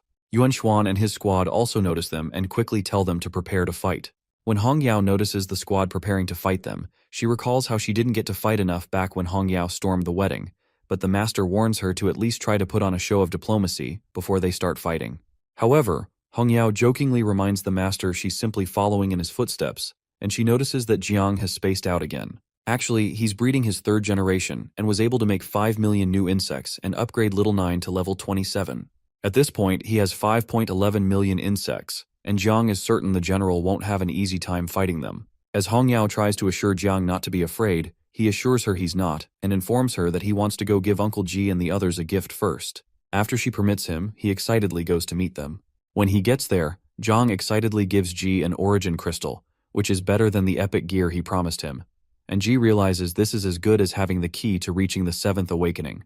Jiang also gives Aunt Tang a scarf that he thought would match her style and gives Brother Duan a Sunchaser bow he took from Yang Chao. He also gives Bulong a dark gold grade weapon for him and gives Xiaoqi a platinum grade set that looks like a bikini. Meanwhile, Yuan Xuan spots Jiang and tells the squad to await his orders. Suddenly, Duan notifies the general that there are more than 100 prodigies from the camp still with Gu, and they can't afford any mishaps. Yuan Xuan agrees but states that he'll kill Gu too if he doesn't know what's good for him. Eventually, Commander Duan has to step forward to ask old Gu to hand over Jiang to him. Although Duan doesn't want to be in such a position, he realizes that their Jiangnan zone will suffer heavy losses if they let this develop into a fight. However, Gu assures him that he has brought back all 150 prodigies from the Jiangnan war zone and even took them through the Hall of Taishu. When the titled kings hear that, they're glad that their children will be able to make them proud for enjoying the experience of going to the Hall of Taishu. With such a great favor, they decide to repay by not siding with the Xiao family either, even though they may not be able to protect Jiang Chen. Duan agrees with them, but while they're chatting, General Yuan Xuan splits the nearby river into 2 halves and tells everyone to shut up. He states that Jiang must die for possessing a taboo by Great Xia Law, and states that Gu is going against the law by protecting him and by sealing off all the prodigy camp examiners by gambling their lives and taking them into danger. Meanwhile, the titled kings fearfully watch as the general walks on the sea and reverses the power of the heavens, and they decide to stay neutral.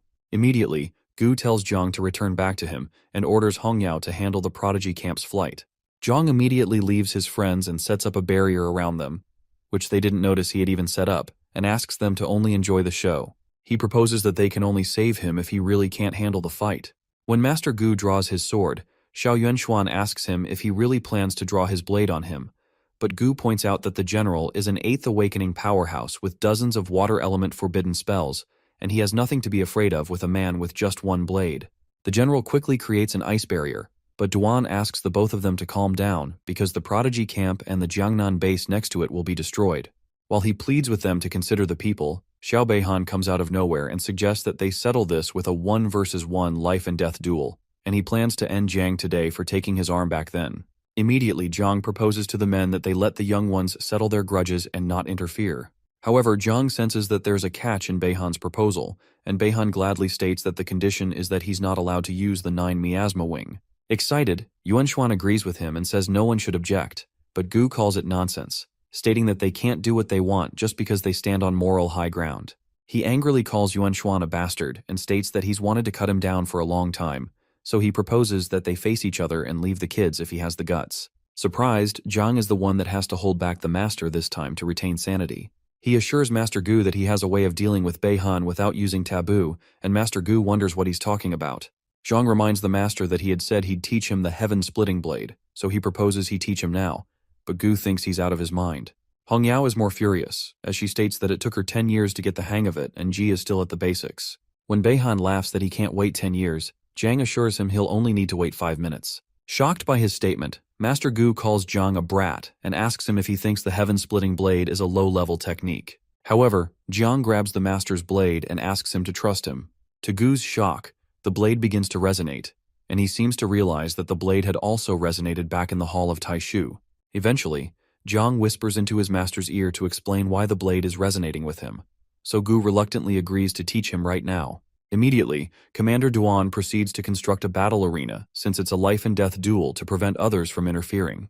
Amused, Beihan asks Jiang to learn quickly and assures him that he'll make sure everyone sees how he kills him without the help of his taboo. Angered, Ji tells Beihan to go screw himself and asks the master why he even agreed to all this. He blames himself for letting Jiang join the camp, but Jin assures him that the old master wouldn't make a reckless decision.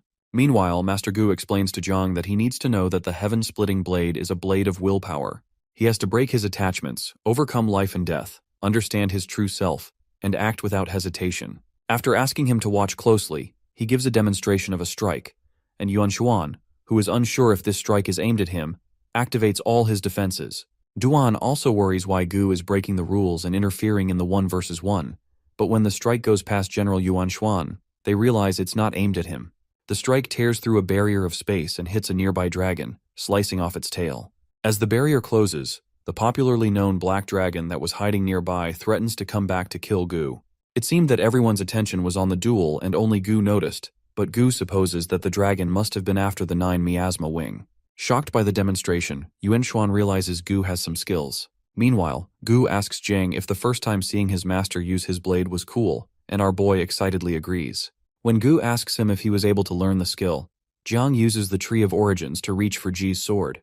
When he retrieves the blade, Master Gu asks him why he doesn't just use his own blade, but Jiang assures him he'll understand in a moment. Jiang doesn't give a demonstration and quickly goes to meet Beihan, but he assures his master that his own demonstration of the sword will also be cool. Shocked, Hongyao is certain the master is sending Jiang off to his death, so she proceeds to get her junior brother out of there, especially since martial god Xuanji didn't show up to help them like he said. However, she's unable to enter the battlefield, so the master tells her that only the 2 fighters can enter the life and death arena due to the barrier.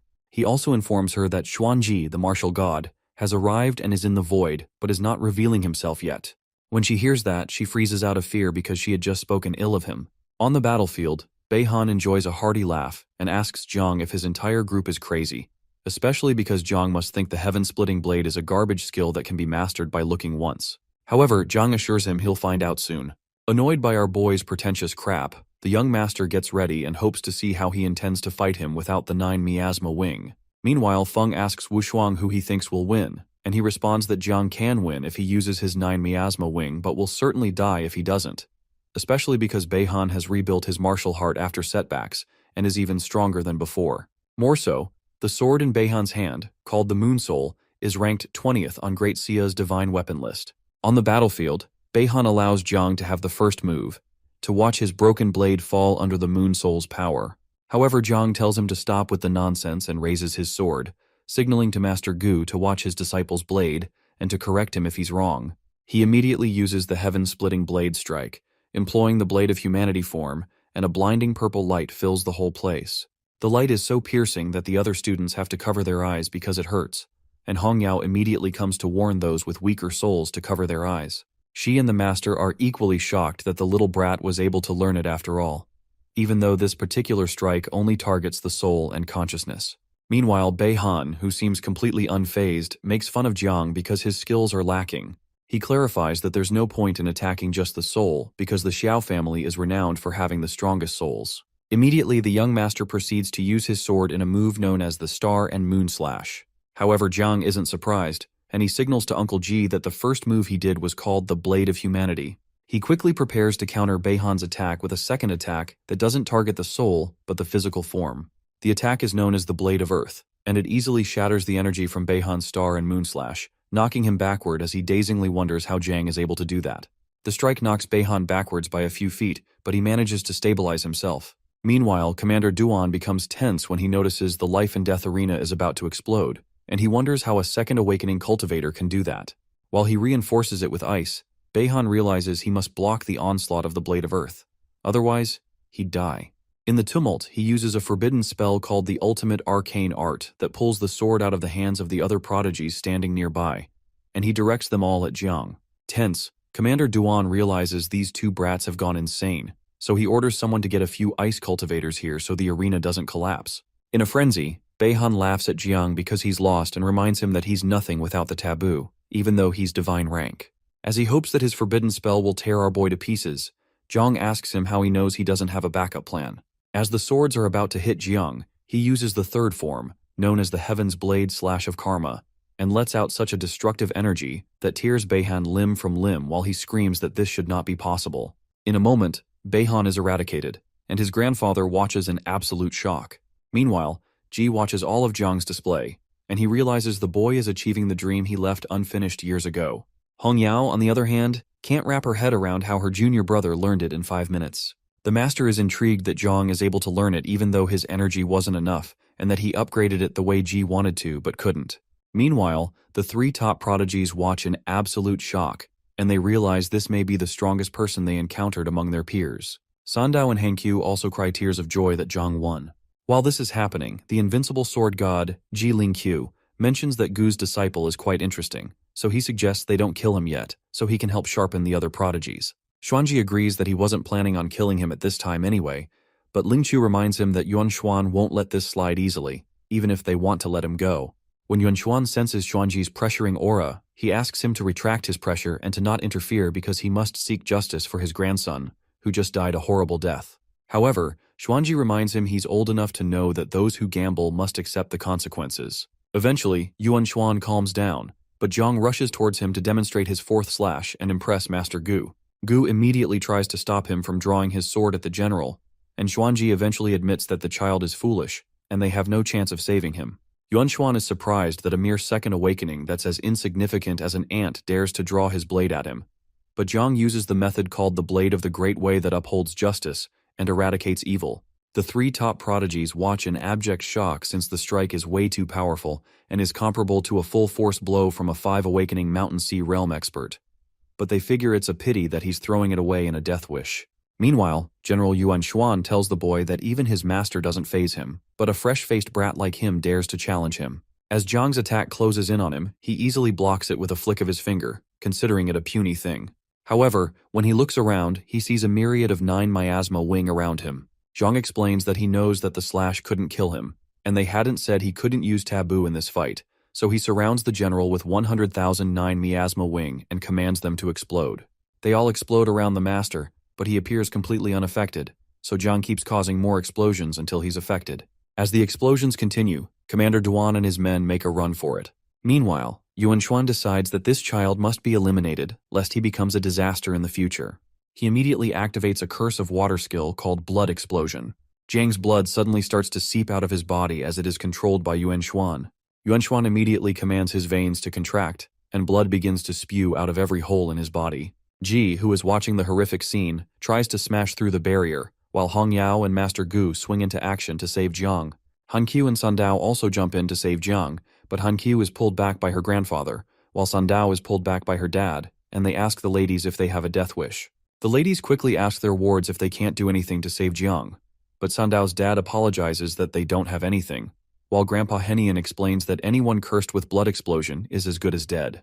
They point out that Gu and his disciples have gone to save him, and they can only hope for the best. Meanwhile, Gu rushes at Yuan Xuan and commands him to stop, and Hong Yao asks the old rascal to let go of her junior. However, Yuan Xuan asks them to sit back and enjoy the show as Jiang explodes soon. As they both attack him with the heavenly blade, Yuan Xuan blocks it with water shields, and he asks Gu if he really thinks he can strike him. Regardless, Gu keeps going to see how many strikes he can take, and Hong Yao joins him. Meanwhile, Jiang screams in pain as he rapidly loses blood, but Yuan Xuan laughs and asks the others to say goodbye. Eventually, he crushes him completely, and Jiang explodes in the air. As tears fall from his eyes, Ji screams in horror, and Hong Yao begins to cry too, as her master also watches nearby in shock.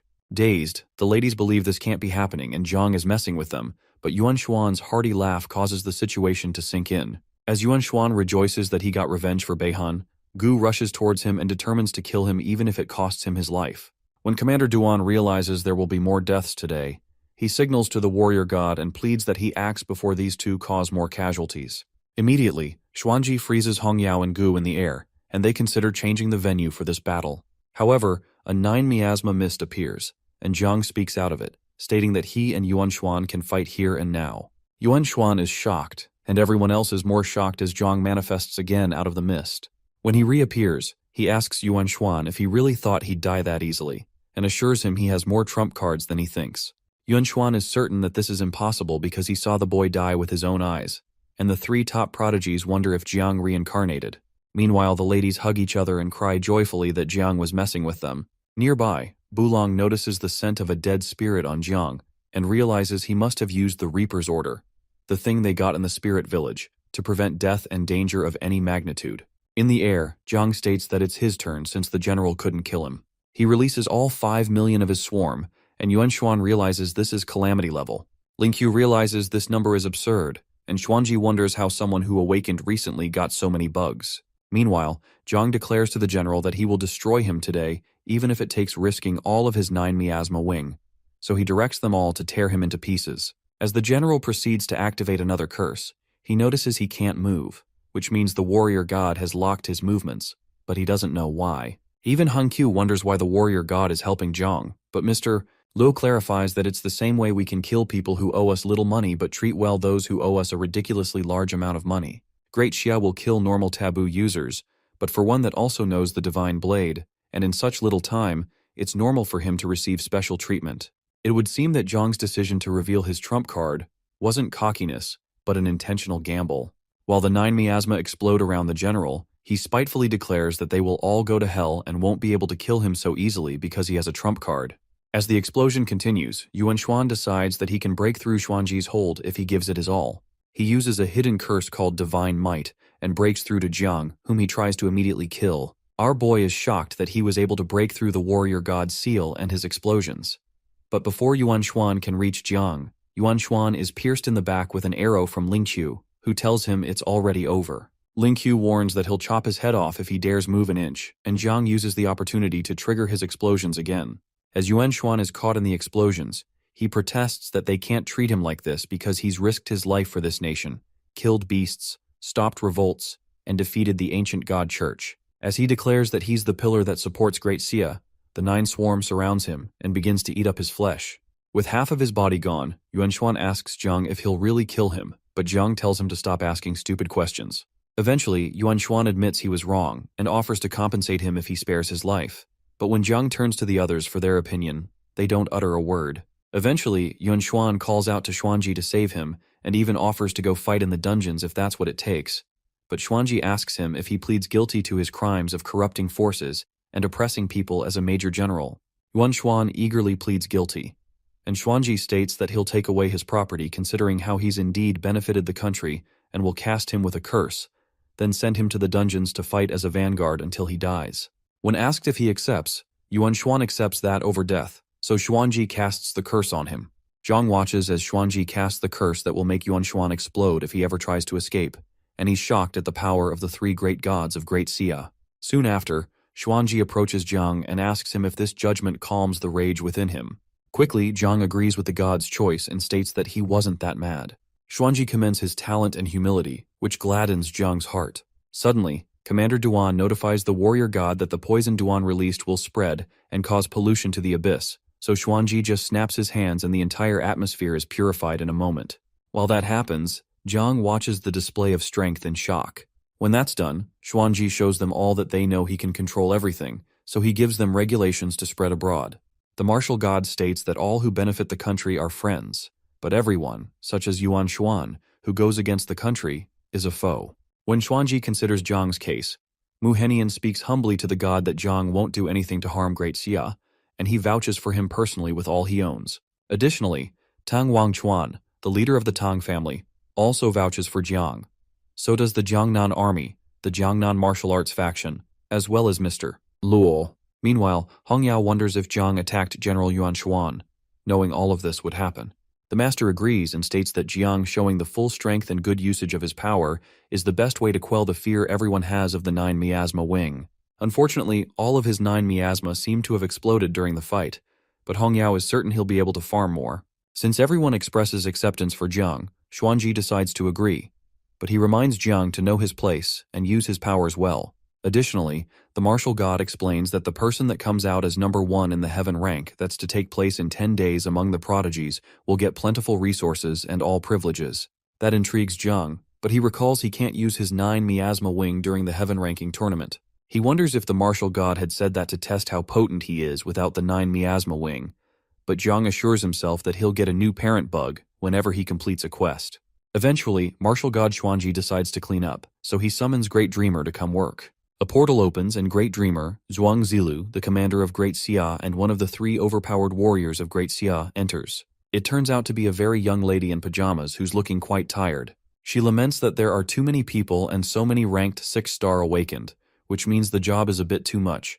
So Xuanji simply asks her to handle the memory regarding the 9 miasma wing for everyone below the rank of king, and promises her she can sleep for a year after this.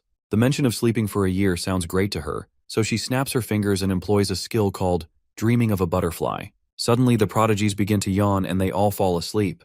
Meanwhile, Hong Yao asks her master why the martial god decided to wipe their memories, so he explains that it's to protect Jiang and delay a potential catastrophe, as Great Xia isn't very stable. That makes sense, but Hong Yao wonders why the Great Dreamer is also sealing Jiang's memory. So Zilu explains that she's not sealing his memories, but enhancing his soul to prevent long-range assassination by curses, because his soul foundation is weak. Suddenly, Zilu notices that Jiang is immune to her ability, and he's only pretending to be asleep. Meanwhile, Jiang sensed the energy wave that made people want to sleep, but didn't feel the effect because it was deflected by the Tree of Origins. Regardless, he decided to play along to help the Great Dreamer save face. While he's laying down, he hears little Nine weeping because her babies died in droves, so he begins to blame himself, but she soon becomes excited that she can make more babies since she's reached level 30. Eventually, Zilu asks Jiang to stop pretending because she knows he's awake. When he realizes he's been caught, he gets up and calls her sister. Surprised, Zilu boasts to Xuanji that Jiang called her sister, and he tells her it's nice, even though he doesn't understand how she's so girlish after 800 years. Zilu grabs Jiang's face and tells him she accepts him as her little brother. Since his soul is strong enough, she won't reinforce it, but she gives him a protective ring to block all mental, soul, and curse-based surveillance as a welcome gift. As she goes back to her home to sleep, she reminds him to visit her in his dreams. She soon goes out of sight, and Jiang wonders if he really just became her little brother, just because he called her sister. Meanwhile, Hong Yao considers rushing up to her to do the same, hoping it'd work.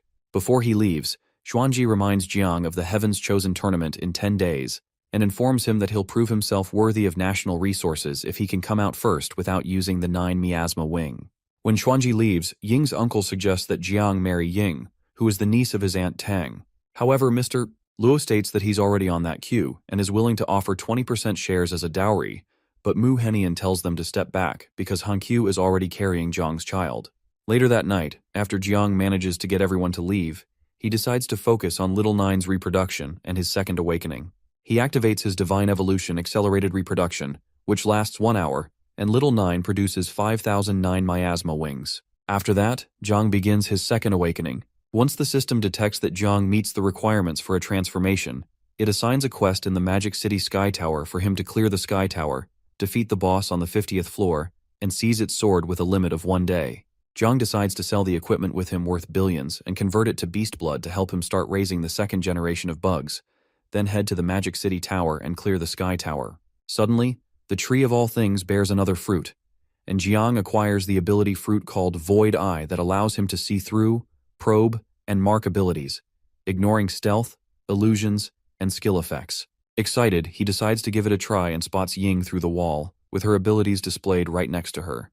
The panel also explains that she's shy and anxious about her grandfather's arranged marriage and is unsure about how to approach her target.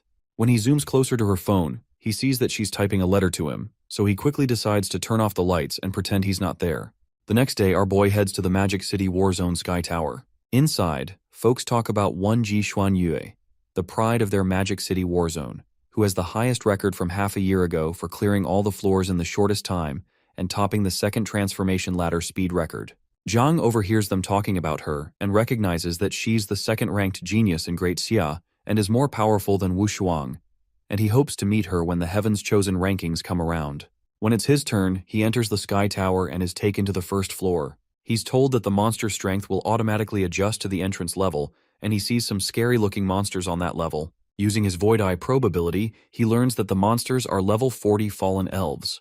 This is only the first floor, but the monster level is already high, and its combat rating isn't low. He fears that he'll start facing level 90 monsters at the 50th level, and he realizes it's no wonder that Ji Xuan Yue could only clear up to the 40th level. However, no matter how tough, they're all food for his bugs, so Jiang releases the bugs to enjoy the buffet. When Little Nine excitedly pleads that she also wants to eat, Jiang assures her that he'll give her something tasty later. Somewhere else, a young man named Ying Zhan, the top talent of Great Xia, meditates in a cave. He's soon interrupted by his uncle named Fang, who brings the latest intel. However, Zhan clarifies that there's no need to show him intel about Wu Shuang and Ji Xuan Yue, even though they're at god level since there's still a big difference between gods. Uncle Fang quickly clarifies that the information is about Gu Kaitan's new disciple, Jiang Chen, who is a god-level spirit trainer. Surprised, Zhan asks his uncle why he should care about a creation type, so his uncle informs him that he killed Xiao Beihan and also stood up to the National Guard and lived.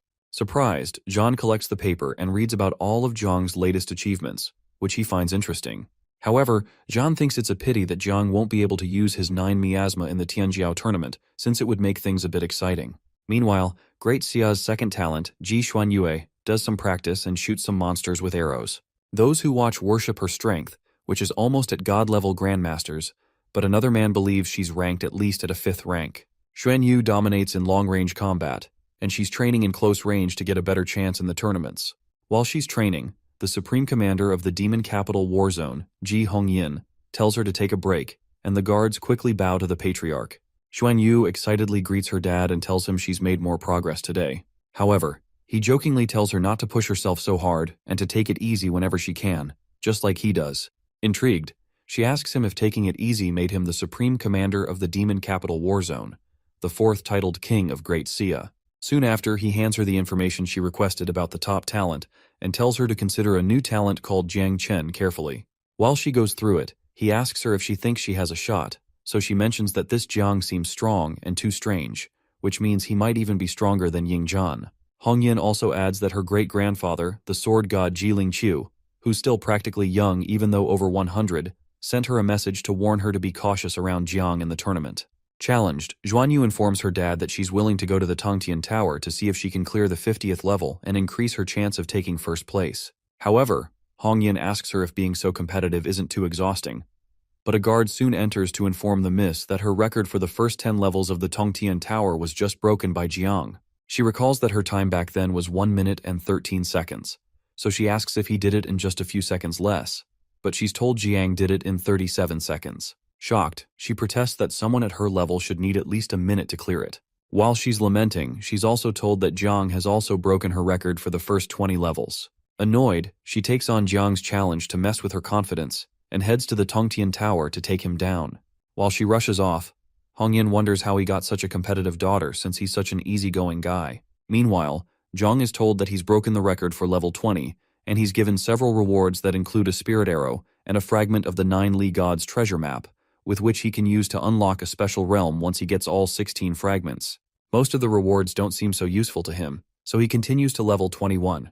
While he's working on the levels, those outside talk about how the monstrous Jiang Chen has beaten Xuan Yue's records by so much. At Sandao's home, she runs into the news of Jiang's records on social media.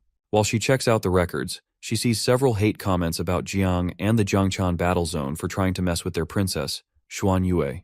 Annoyed that the Magic City brats dare insult their benefactor, she quickly calls Han Q to help her war against those talking trash on the livestream, and even plans to take a trip to Magic City. Meanwhile, at the Tongtian Tower, several people protest about an outsider from Jiangnan dominating their ladder rankings, and they urge Princess Xuan Yue of the Ji family to defeat Jiang. When she steps in, she promises them she will reclaim the position in the ladder ranking of the Second Awakening. She soon enters the first level. She recalls that she had just completed the Second Awakening and was far weaker than she is now. With all her upgraded gear and skills, she's certain she'll be getting her ranking back. 2 minutes later, she reaches level 10, and she's told that she successfully cleared the 10 levels in 59 seconds. Shocked, she wonders how it took so long even after giving it everything she's got, and she wonders how Jiang was able to do it in about 37 seconds. Eventually, she concludes that it must be because of her profession, which may be God level, but is at a disadvantage at the first 10 levels where there are a ton of smaller monsters that require short-range attacks. She decides to immediately jump to level 40 and start off from level 41, where she left off last time, since it'll be high-level solo bosses, which will give her the extra edge. As long as she can clear all 50 levels and claim the leaderboard, it won't matter if she was slower in the earlier levels. 5 minutes later, she's caught by an octopus-like monster and fires a golden crow firestorm arrow at it. When she defeats the monster, the system announces that she cleared it in 5 minutes and 29 seconds, which is the new record for level 50. Tired, she rejoices for finally completing the record in half the time she completed the level 40 record, and she's sure Jiang will never be able to beat her record no matter how hard he tries. She counts this as his first defeat and plans to defeat him in the Heavenly Talent Leaderboard too. Meanwhile, Jiang, who is also at level 50, checks out the system and learns that the beast has high-grade meat, which means that the larvae will be able to reproduce 3 more generations once they eat it. Clearing level 50 will help him obtain a side sword and complete his second awakening, and that means he can finally get his second breeding mother. When Princess Xuan Yu steps out, she wonders why people aren't cheering after she just set a new record for level 50, but have a sour look on their faces. When she looks up, she notices that Jiang cleared the 50th level in 4 minutes and 9 seconds, which means he was a whole minute faster than her. Annoyed, she decides that she has to clear it again, even if she has to push herself to the wall so he doesn't win. She quickly brings out a boosting potion that may burn up a bit of her essence, but it seems like a good price to pay for success. Meanwhile, Jiang's larvae have begun reproducing, and our boy gets an epic armor instead of the sword he was expecting. Annoyed, he realizes he has no choice but to go through levels 41 to 50 again. During her own trial, Xuan Yu uses the flowing gold and blazing heat method to destroy the final boss. Her clearance time is 3 minutes and 7 seconds, and she breaks Jiang's record and reclaims the leaderboard. She's over a minute ahead of Jiang, so she's certain there's no way he can beat her. Meanwhile, Jiang reaches the 50th floor again, and Little Nine plays with the monster because she considers it fun. However, Jiang asks her to stop playing and finish eating so Daddy can give her a sibling. When Little Nine hears of a sibling, she protests and asks if she isn't enough. But Jiang asks her to relax because she's still the boss and can smack her sister around since she's strong and already has many offspring. The thought of a sibling that she can bully intrigues Little Nine, so she destroys the monster with one hit and begins to devour it, causing her to level up to level 37. When those outside hear of Xuan Yu's new record, one of them, Hua Yunfei, the second-ranked genius in Magic City and also Xuan Yu's bootlicker, makes fun of Jiang and tells the ladies who came from Jiangnan to get lost. Annoyed, the ladies tell him to shut the heck up because Jiang isn't even taking this seriously. While they're arguing, Jiang's new record of 2 minutes and 58 seconds comes in, and Yunfei watches speechless as the ladies rejoice. When Xuan Yu comes out, she collapses when she realizes that Jiang surpassed her again. Although she doesn't feel so good anymore, she refuses and takes another potion so she can do another run. Before she can do that, More notifications of Jiang beating his own record over and over keep coming in until Xuan Yu breaks down in public and begins to weep. As she begins to cry, Hong Yin immediately arrives on the scene and asks who made his little princess cry. When she mentions Jiang's name, he assures her that he'll destroy him when he comes out. He watches as Jiang continues grinding the leaderboard scores, and he wonders if this is necessary to awaken second class, or if he's doing this because he discovered the hidden quest in the Tower of Heaven and is aiming for the Julie treasure. The Julie Divine Emperor's treasure consists of 12 pieces, and his Ji family has been sweeping the floor for years and has only gotten 4 pieces of the treasure. Hong Yin is certain that there's no way Jiang can get a full piece in such a short time. Meanwhile, Jiang begins to combine all 8 parts of the Julie treasure map he got. To gather them all, he had to complete hidden quests with specific time limits depending on his class tier. After he successfully combines the treasure map, the system informs him that the Julie clan is a powerful tribe from ancient times that later split into humans and self-proclaimed as Julie and were ranked 53rd among all tribes. The treasure map contains the Julie Divine Emperor's weapon, the Tiger Soul Blade, but it's hidden in an extremely dangerous location. The Julie Divine Emperor's Tiger Soul Blade would suit Jiang, who is also a divine rank, but he chooses not to rush in blindly since it's so dangerous. Since he's farmed the materials needed for the second-tier class awakening, the system scans it and announces that his Divine Spirit Trainer class advancement is successful. His status is upgraded, and the Tree of Origins is enhanced and able to bear opportunity fruits. Since he's completed his second awakening, he extracts the Queen Bug and obtains a catastrophe-level Queen Bug called Crimson Armored Elephant Beetle. Dwelling in eternal hell, the beetle absorbs the grudges, defiance, and lingering wills of divine and demonic remnants to nurture itself.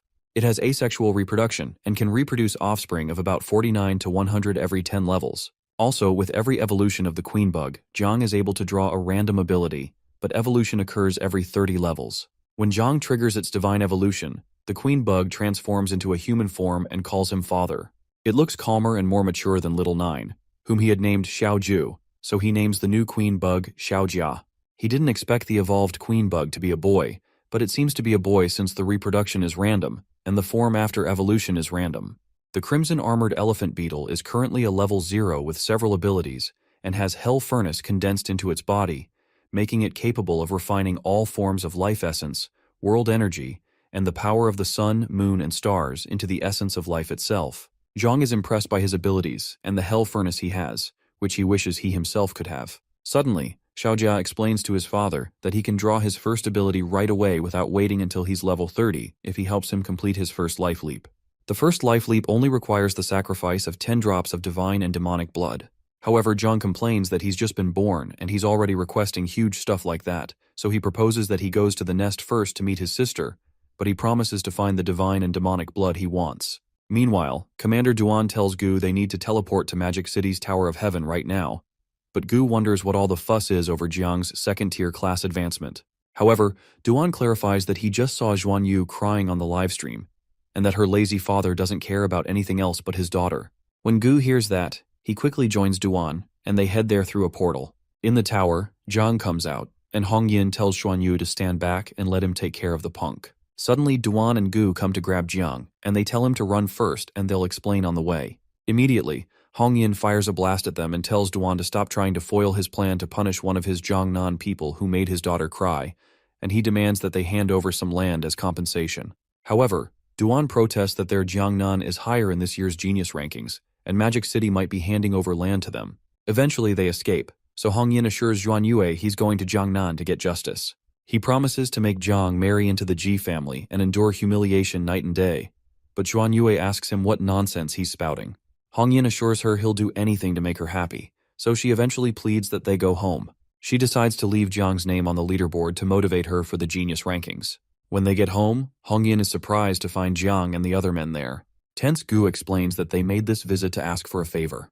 The sad thing is that Master Gu has to lower himself to beg on Jiang's behalf to help him get the divine and demonic blood for Jia. Because of his respect for the Heavenly Blade King, which he doesn't have for Duan, Hong Yin asks him to ask whatever he wants. Gu states that his disciple needs 10 drops of the divine and demonic blood that only the Ji family has for his class advancement quest, and Duan even offers to trade him the Dragon Abyss in Jiangnan in exchange. Surprised, Hong Yin says the Dragon Abyss isn't worth even a single drop of divine and demonic blood, but he explains that he'll give them for the sake of the Heavenly Blade King. However, he adds that the second condition is that Jiang marries into the Ji family and weds Xuan Yue. Shocked, Xuan Yu tells her dad he's spouting nonsense again.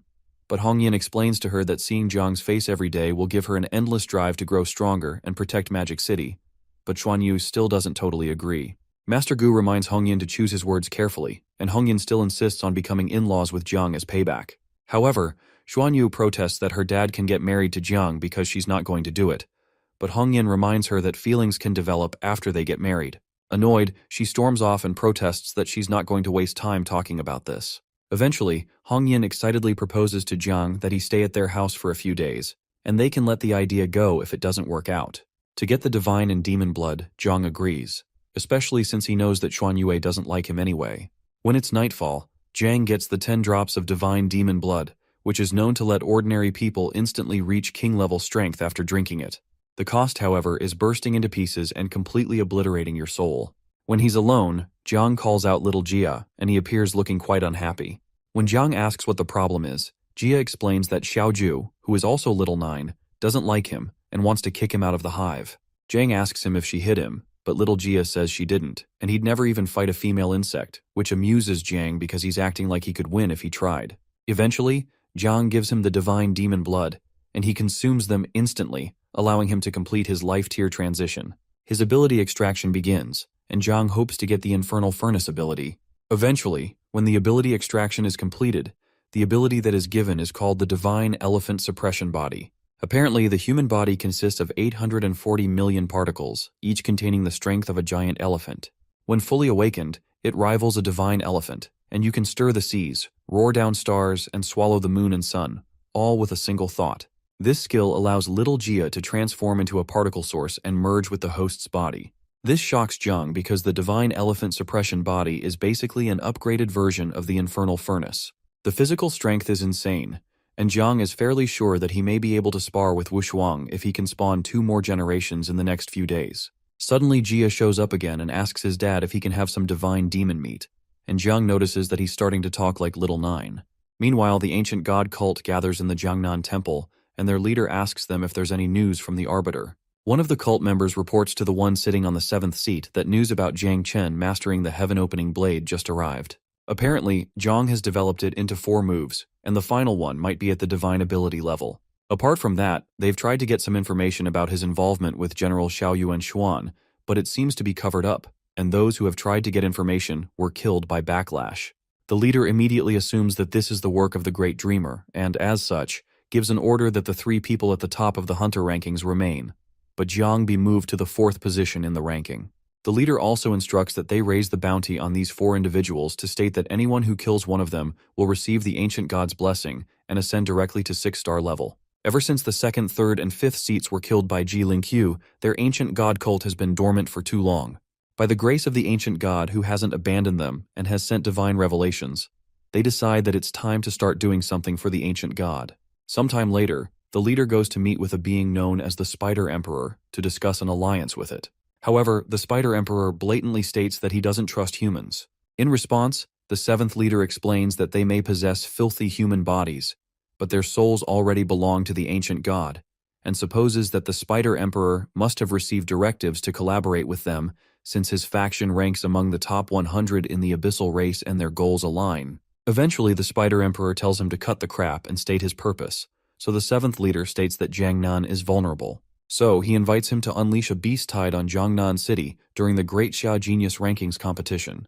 He also adds that they'd use the sacrifice to summon an ancient god, and the Spider Emperor can name his price once that is accomplished. The next day, Xuan Yu goes to Jiang's room to check if he's up. He happily comes out and says they can go now, but when she wonders where he's going, he mentions that he thought they were going on a date, but he's not ready if she had planned to take him to her room because that's fast. Flustered, Xuan Yu tells him to get lost and asks him to follow her because her dad has something planned. At the Ji Clan training grounds, Jiang finds Hong Yin already lying down first thing in the morning, which suits his reputation as the king of doing nothing. When Jiang steps close, Hong Yin shows him some men who are top-tier talents from his Magic City war zone and states that in a few days, they'll all be his opponents. He immediately introduces the one leading the group, Hua Yunfei, and states he's the only one with the hidden class, heroic spirit god worshipper. But when he's about to state his ability, Xuan Yue stops him from revealing their secrets to the enemy. Jung is surprised that Hongyin isn't treating him like an outsider. Soon after, Hongyin tells the kids that the Great Xia Genius rankings will take place in 8 days, and to help them rise to the next level, he's decided to open a 9-li Divine Treasury for their training. That shocks Xuan Yue and Yunfei since the 9-li Divine Treasury is one of the top secret realms of Great Xia, but Jiang feels like Hongyin called him here to try to rope him into joining his clan. Apparently, the treasury is inside a 10,000-foot ancient god corpse. After entering it, they'll be exploring its body. Even though 80% of it has already been explored, it's still incredibly dangerous, and he warns them not to go near the head to avoid certain death. Suddenly, little Jia pops out again and says that he's hungry for an ancient god corpse. However, Jiang tells him to stop using baby talk since it doesn't suit his poker face and says that his ability to bring him along depends on what King Hongyin says. Immediately, Hongyin tells everyone to follow him, and Jiang wonders why King Hongyin isn't making any demands, which means that his insects may get to eat this time. While they're heading towards the treasury, Yunfei asks the commander why an outsider like Jiang is being allowed into the treasury. However, Hongyin agrees that he's an outsider now but maybe family someday. He turns to Jiang and reminds him to protect Xuan Yu once inside the treasury, since they'll have to support each other if they want to see more of the world. Hongyin makes a sly wink at Jiang, but Xuan Yu tells him to shut up since it's not decided that he'll be the one protecting her. Once they approach the entrance of the treasury, they meet an odd-looking man who tells them to leave immediately because this place is dangerous. To calm him down, Hongyin introduces himself as the patriarch of the Ji clan and explains that he's visiting with the younger generation, so he pleads with the senior to open the door. As the senior lets them in, Jiang realizes that this Julie Divine Treasury must be really extraordinary because of how cautious they are about it. He plans to get familiar with this one through the clan and then focus on the one he found through his own map. Once the entrance opens, a strange wave of energy hits them, and Hongyin explains that the anomaly came from the unutilized 20% of the ancient god's soul sea. The area has likely mutated, so Jiang warns them not to try to enter it, and he hands them teleport flags to teleport out immediately if they sense any danger. Eventually, Xuan Yu tells her dad he can go back now and asks everyone to follow her. They head to the lower leg area of the ancient god's corpse, and Xuan Yu explains that she's been here many times before, and there's almost no danger as long as you're careful with the blood beasts. While she's talking, Jiang considers that the area is tens of meters high and wide, and it's just one pathway that connects organs and systems throughout its body. While he wonders how large the corpse is, little Jia comes out and praises his dad for preparing the ancient god's corpse as food for him. Amused, Jiang lets Jia out to eat anything he can eat but warns him not to get caught. Soon after, they run into a level 35 blood beast, and the team begins to attack. Jiang thinks the blood beasts aren't half bad, and he wonders why little Jia flew somewhere else and didn't focus on eating the blood beasts. Yunfei immediately hits the monsters with something called a soul power slash, which wipes them out instantly, and he cockily asks Jiang if he can do the same. However, Jiang praises his impressive skills, but he really thinks Yunfei has zero brains. Xuan Yue warns Yunfei to stop showing off over nothing, and he submissively calls her a goddess, which makes her think of him as a brainless simp. Eventually, Xuan Yu decides to lead them to the heart area of the ancient god's corpse that has more blood beasts they can train with. She explains that the ancient god's anatomy is different from theirs because it has 3 hearts, but Jia immediately communicates with Jiang not to listen to her nonsense because the ancient god has 4 hearts and can resurrect as long as one is intact. When Jia mentions that he's found the 4th heart and it's still alive, Jiang is shocked, and he tells Jia to come back immediately. When Jia pleads that he waits until he eats the heart, Jiang refuses and promises to give him better things to eat, so he agrees. Suddenly, Jiang warns them that it's too dangerous here and they shouldn't go further. He advises them to grab their teleport flags and leave with him now, but the scornful Yunfei thinks he's scared of the blood beasts. When he demands that Jiang speak up, our boy punches him a few feet away to injure him badly enough that everyone will agree to retreat to get him treated. Shocked, Xuan Yu asks Jiang what he's doing, but he only states that he's been itching for a fight. When Yunfei gets up, he angrily states that he's going to kill Jiang, and he activates his spirit sacrifice skill. Little Jia soon arrives, and Jiang is glad that he came back just in time for the fight. Yunfei immediately attacks, and Jiang tests out the power of the divine elephant prison body. With one hit, Jiang destroys Yunfei's spirit body, and the others start to wonder if our boy is really human. While Yunfei wonders how this is even possible, Jiang punches him again and knocks him into a nearby wall. With Yunfei knocked out cold, Xuan Yue asks Jiang if he's crazy, while the others are shocked that Jiang didn't even use his blade or 9 miasma wing to knock out Yunfei. Immediately, Jiang tells her that Yunfei's injuries aren't life-threatening, but he'll suffer long-term damage if he doesn't get them treated, and they won't be able to compete in the Heaven's Chosen battle in a few days. Surprised, Xuanyu asks him if he's doing all this out of fear to get them to leave. But when he doesn't respond well, she has no choice but to instruct the team to leave when she realizes she can't beat him. They immediately activate their teleport flags but are shocked to find out they're not working. Suddenly, Jiang guesses that the other side may have immediately set up a trap for them when little Jia found the heart. It makes sense since this is an ancient god, and it would seem they're now facing an enemy that's a 10 revolution or an even higher being. If that's the case, they're all doomed today. But Jiang decides to stay calm since the being is just sealing the space for now but is not killing them. Since he's not killing them, it means he's restricted somehow and can't make a move yet, so they have a chance to kill him before he acts. Immediately, Jiang tells Jia to lead the way so they can destroy the heart. Xuanyu calls out to him and asks if he had tried to force them to leave because he realized that something was wrong earlier, but Jiang doesn't answer her. She immediately orders everyone to follow after Jiang, and she orders some of her teammates to carry Yunfei and tend to his wounds. While rushing to the heart, Jiang is ambushed by several blood beasts between level 70 to level 120.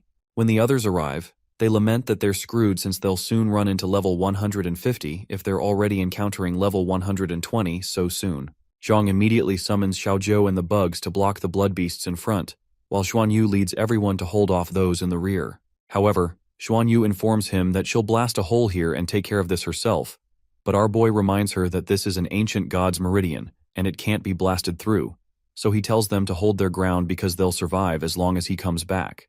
Zhang tries to use the god-elephant prison suppression body to break through the wall to reach the heart, but it's useless because the ancient god's corpse keeps healing incredibly fast while he tries to blast it open. If they can't blast open just the meridians, they have a much smaller chance of blasting open the outer exit, which has the strongest defense. Eventually, he uses more power and blasts a hole through the meridian, but he manages to tell them to survive and wait for him before the opening closes up again.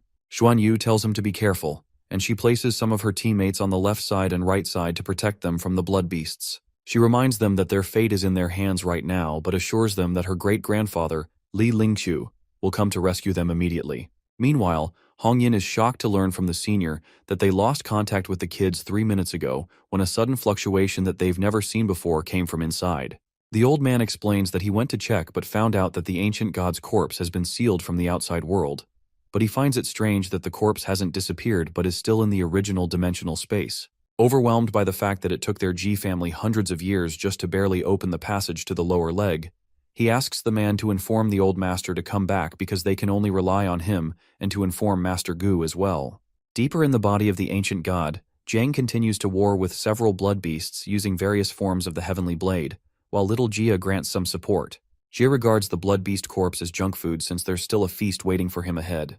Meanwhile, some people watch the entire fight through a magic display.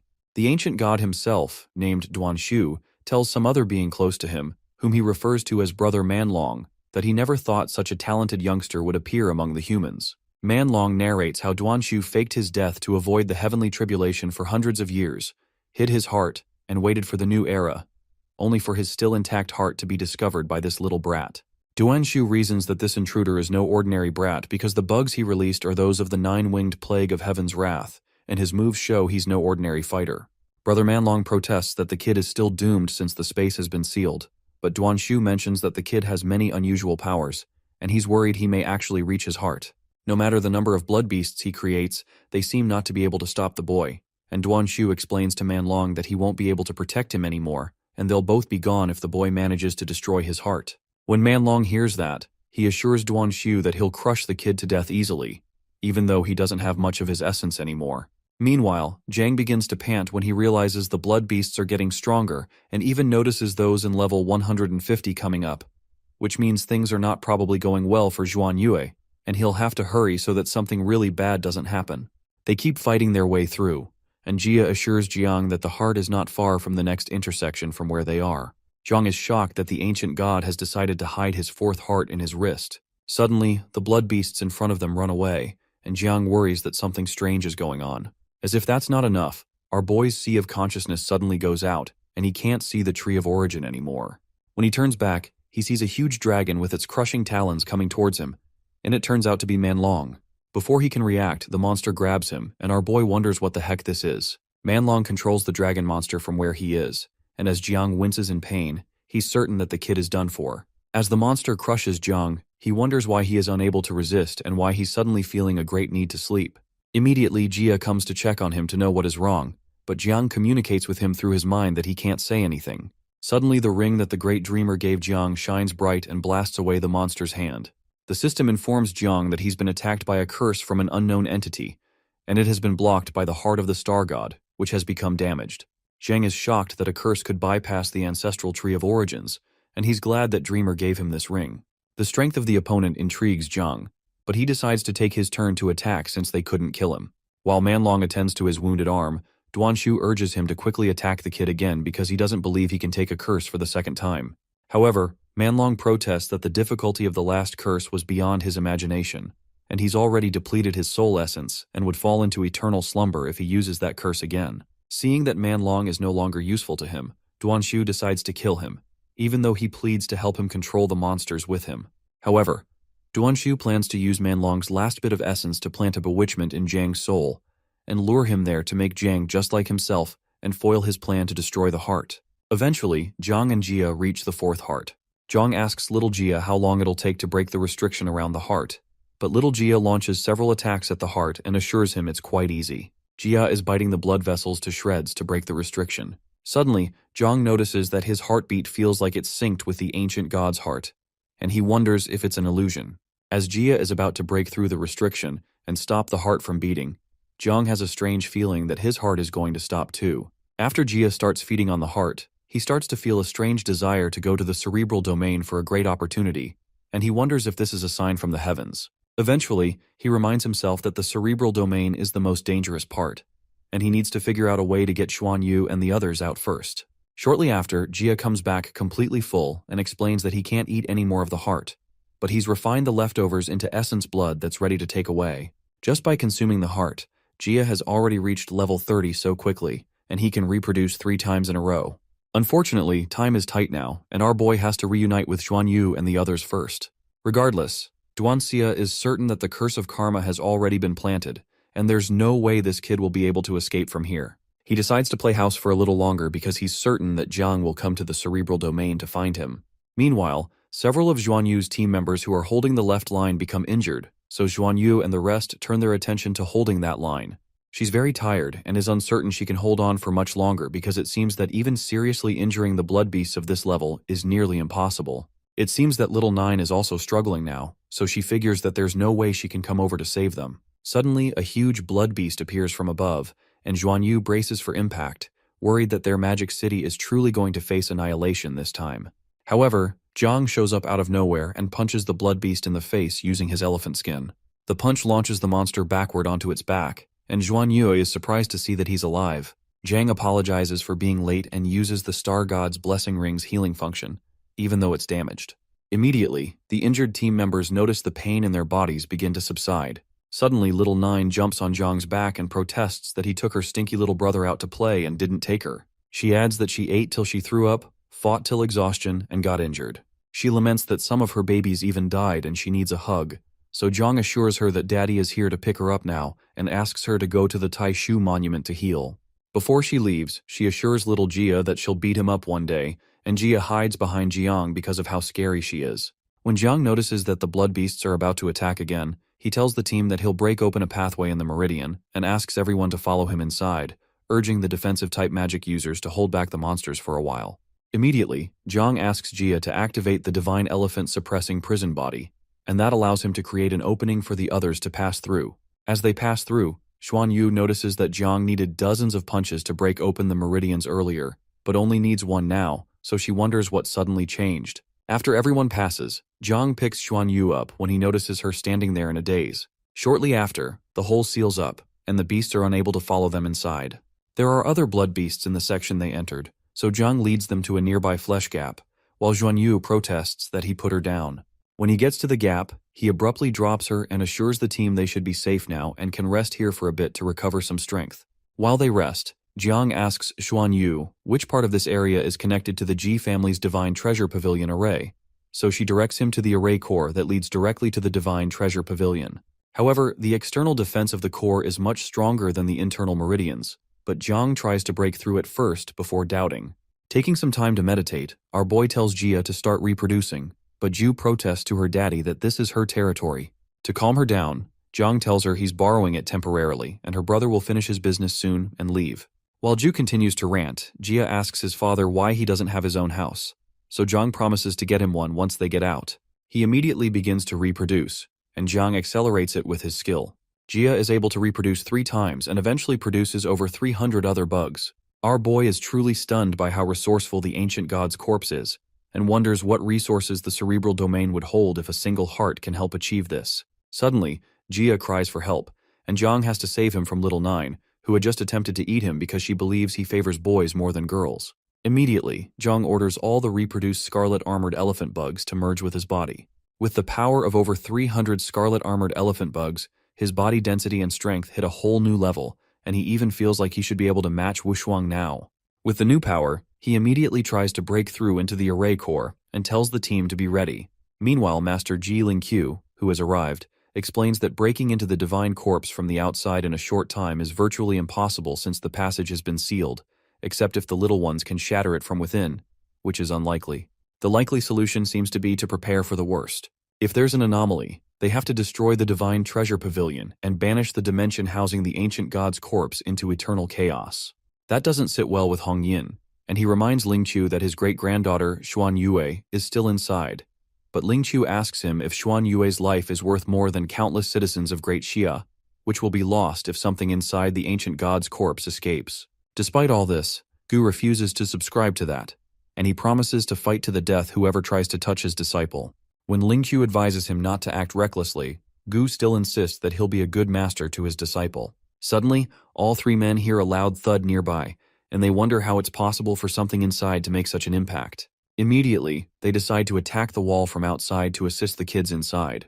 Zhang hopes that his divine elephant-suppressing Hell Fist can break through for him, and the backlash of his strong hits is so strong that Xuan Yu has to tell her teammates to step back so they don't get killed by the shockwaves. Our boy manages to make a hole in the wall, but it soon begins to quickly heal, which means they have little time to pass through. Determined, Zhang sets up a batch of bugs to serve as a self-destruct bomb for the spot and launches them. After the explosion, they attempt to pass through, but the wounds heal instantly, and the healing speed increases. However, a sudden gash appears in the wall, and it turns out to be Master Gu and Master Lingqiu's work. They tell the kids to come out immediately, and they're glad they made it out alive. With Xuan Yue and Zhang left inside, Zhang urges Xuan Yu to pass through, and she tries to bring him with her, but the passage becomes too narrow for both of them. She refuses to leave without him, so he has to generate a vine to pull her out against her will as the wall closes in on him again. When the vine finally drops her, she informs the masters that Jiang is still inside. Hong Yin quickly comes to hug his daughter, but she pleads with him to save Jiang, who is still inside. Immediately, Lingqiu and Gu prepare to storm the wall again, but the wall suddenly grows an extra layer from outside. The body seems to be actively reinforcing itself, so Lingqiu suspects that something inside the ancient god corpse is awakening and controlling parts of its body. At this point, no matter how well they coordinate, it'll be impossible to break through. However, Gu refuses to believe that crap, so he hits the wall with his heaven-cleaving blade, but it doesn't open up. Lingqiu warns him to stop wasting his strength since the mutation is a grave matter. He tells Gu to stick to the plan and banish the body into eternal chaos if there's any chance of the mutation spreading outside. As Gu laments his disciple, Lingqiu warns him not to do anything reckless. Suddenly, Yunfei mentions that Jiang gave his life to save them, and they all owe him their lives. Meanwhile, inside the body, Jiang refuses to rush out and considers heading to the ancient god brain domain first, because there's still a great opportunity waiting for him there. Excited that the fish has finally taken the bait, Duanxia believes he'll be able to revive and escape by merging himself with Jiang's body. Soon after, Jiang reaches the entrance of the cerebral domain. He finds sword marks on the door that have been left there for over a century, and figures it must have been left by sword god Lingqiu when he first entered this place. As he opens the door, he informs Xiaojia and Xiaozhou to stay hidden as his trump cards in case something goes wrong. The moment he steps in, he becomes overwhelmed by many voices that begin to whisper in his head.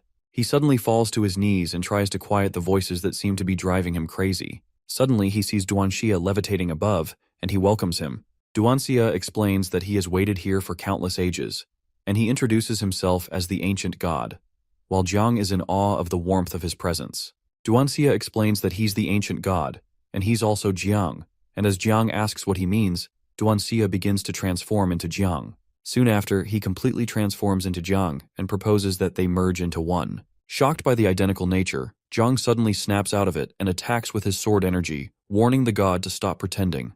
Duanxia returns to his original form and is intrigued by the attack because he didn't expect the martial arts of the new era to have progressed so far.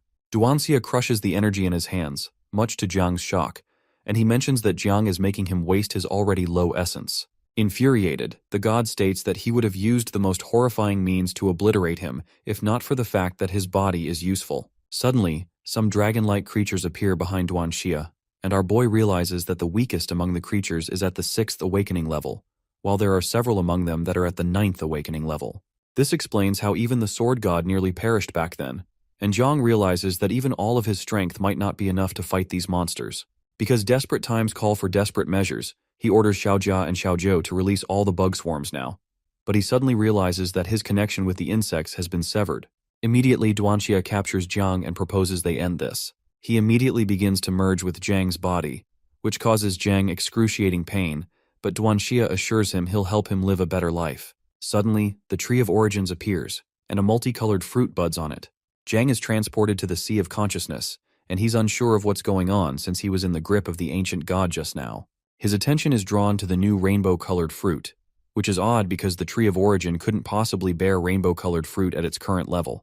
His system informs him that the fruit is immature and grew from the seed of an extremely powerful divine soul and contains its divinity. He's cautioned to water it often with the divine souls of all things to make it ripen sooner. Jiang finds it amusing that the ancient god's soul was trying to take over Jiang, but the Tree of Origins turned him into a fruit. Although the Tree of All Things can't block curses, it's still super strong when it comes to souls and spirit training. However, it's going to be super hard to get the divine souls of all things to water this fruit. While Jiang is thinking, little Jia arrives on the back of one of the monsters that was with Duanxia and tells Jiang that he's already taught these monsters a lesson. Our boy is completely stunned because the monster that little Jia is riding is a level 9 monster, a monster that even Ji Lingqiu from back in the day couldn't handle. Not only that, little Jia seems to be controlling all the other mind monsters too. When Jia notices Jiang is speechless, he comes down and explains that this specific monster is super docile, even though Jiu doesn't seem to like it. He helps Jiang up, but Jiang, who is still shocked, asks him if he's really controlling this thing. Little Jia excitedly agrees and explains that these monsters are called nether demons. According to his inheritance memory, there are tons of them that are naturally suppressed by him in eternal hell. Still shocked, Jiang asks if they can take this thing out of here, and Jia agrees but adds that the heavenly way will clean it up if it's out for too long. These monsters only exist deep in eternal hell, and it's unexpected that they appear from an ancient god's consciousness sea. Jiang thinks it's too bad they can't keep it out for long but considers that it'll still be the strongest card in their pocket, even if it's just for a short time in an emergency. When Jiang recalls that there are about 5 level 9 nether demons here, he asks Jia where they are, so Jia tensely states that he ate the rest. Stunned, Jiang reminds him he had just said he was too stuffed after eating the heart, but Jia protests that he reproduced and got hungry again. Suddenly, Jiang covers his face in pain but assures Jia he did good. He wants to get out of here to be alone for a minute, to consider how his own kid just squandered all their wealth, but he tries to encourage himself since they still have one left. Suddenly, Jiang hears someone using the heaven-cleaving blade method nearby, so he realizes that the outer layer's defenses must have gone since the ancient god's soul is bound. Since the Ji family will be arriving soon as well, Jiang quickly tells Jia to order the little bugs to hurry up and eat and pack up what they can't finish because they have to retreat now. Little Jia pleads that they come back again if they can't finish eating, but Jiang reminds him this is someone else's treasure. The reason why Jilingqiu was able to become the sword god has something to do with the opportunity here, and he won't probably be cool with it if he were to come in and see this. Little Jia quickly draws out the power from the monsters and compresses it even though he can't store it since he doesn't have his own nest. Jiang leaves the job of storing to Little Nine, who becomes infuriated at the sight of the stinky balls and begins to chase Little Jia for leaving the mess for her after she cleans it up. Meanwhile, Gu is proud that he was able to blast the entrance open, but Master Lingqiu is surprised that it opened so easily and isn't healing as usual. Both masters decide to rush in to save Jiang, but as they reach the entrance, Jiang jumps out and pleads with Gu to quickly drag him out. Instead of Gu, Xuanyu pulls him out in an embrace, glad that he's okay. Our boy simply remains in her arms, unsure of what to do. Eventually, he pushes her out of the way and tells them there's no time left. They all leave soon, and Jiang whispers to Master Gu that they'll die if they don't leave soon, and Master Gu quickly leaves with Jiang on his sword without requesting any further explanation. Everyone looks at them in surprise, and Xuanyue, who is now teary-eyed, asks Jiang if he really hates her that much, and Hong Yin chastises him for not appreciating his daughter's beauty, even after giving the brat some divine demon blood. Suddenly, Xuanyu starts to berate her father for talking to Jiang like that after he saved her life. She also considers that he must care about her for him to save her life, but doesn't understand why he's treating her like this. Eventually, she chalks it all up to the fact that he's doing this because he's trying not to affect her performance in the Heavens ranking competition. Based on that, she promises not to let Jiang down during the Battle of the Heavens ranking and show the perfect version of herself. Meanwhile, Master Ling Qiu considers that Jiang's reaction felt off, so he decides to go check it out. When he enters the treasury, he finds out all his treasure is gone, and there's none of the countless mind monsters in there anymore. Immediately, he realizes that Jiang left after his guilty conscience pricked him for what he did. Even though he's annoyed that Jiang didn't leave something for him, he wonders how he managed to even conquer the monsters when even he barely survived when those level 9 monsters attacked together. It seems this kid is hiding something, so he decides to accept this price for the sake of the future, but still show Jiang that he has totally underestimated him. Meanwhile, Gu confirms if Jiang is certain that he really cleared the Sword God's treasure vault. Master Gu wonders how he, a law-abiding and good citizen, got to be saddled with such dog students. Back in the day, his eldest proclaimed himself the Blood Fiend Saber King and caused chaos throughout the Qinglan war zone. His second son is a serial dater that goes after girls from well-known and powerful families, but this third kid is even harder to describe with words. Suddenly, Jiang reminds the teacher that the Heavens Pride ranking contest is in 3 days, and he asks how he thinks he'll fare in a fight with Wu Shuang and Xuan Yue at his current level. In response, the master explains beating Xuan Yue is easy from what he's seen, but there's been news that Wu Shuang also had an unprecedented breakthrough, and he's to be reckoned with. As for Ying Zhan, Gu mentions that he's not just the first in this generation, but his talent is proclaimed to be the greatest in 800 years within Xia. Normal awakeners need to wait until they are 18 for their spirit power to fully mature and then awaken, but Ying Zhan awakened at 3 and already got the divine weapon called the Royal Human Sword at age 9. He entered the Forbidden Area at 12 and came back at 15, spending the next 3 years at a training base at the capital. When Jiang asks why Ying Zhan's level is so low even though he awakened so early, Master Gu replies that it's because he has been cultivating top-level techniques from the Tianwan clan, apart from cultivation through class. Meanwhile, Zhan, who had just taken a bath in a river of blood, considers that his blood fiend physique will soon be completed, and he asks his uncle if there's any news about Jiang Chen.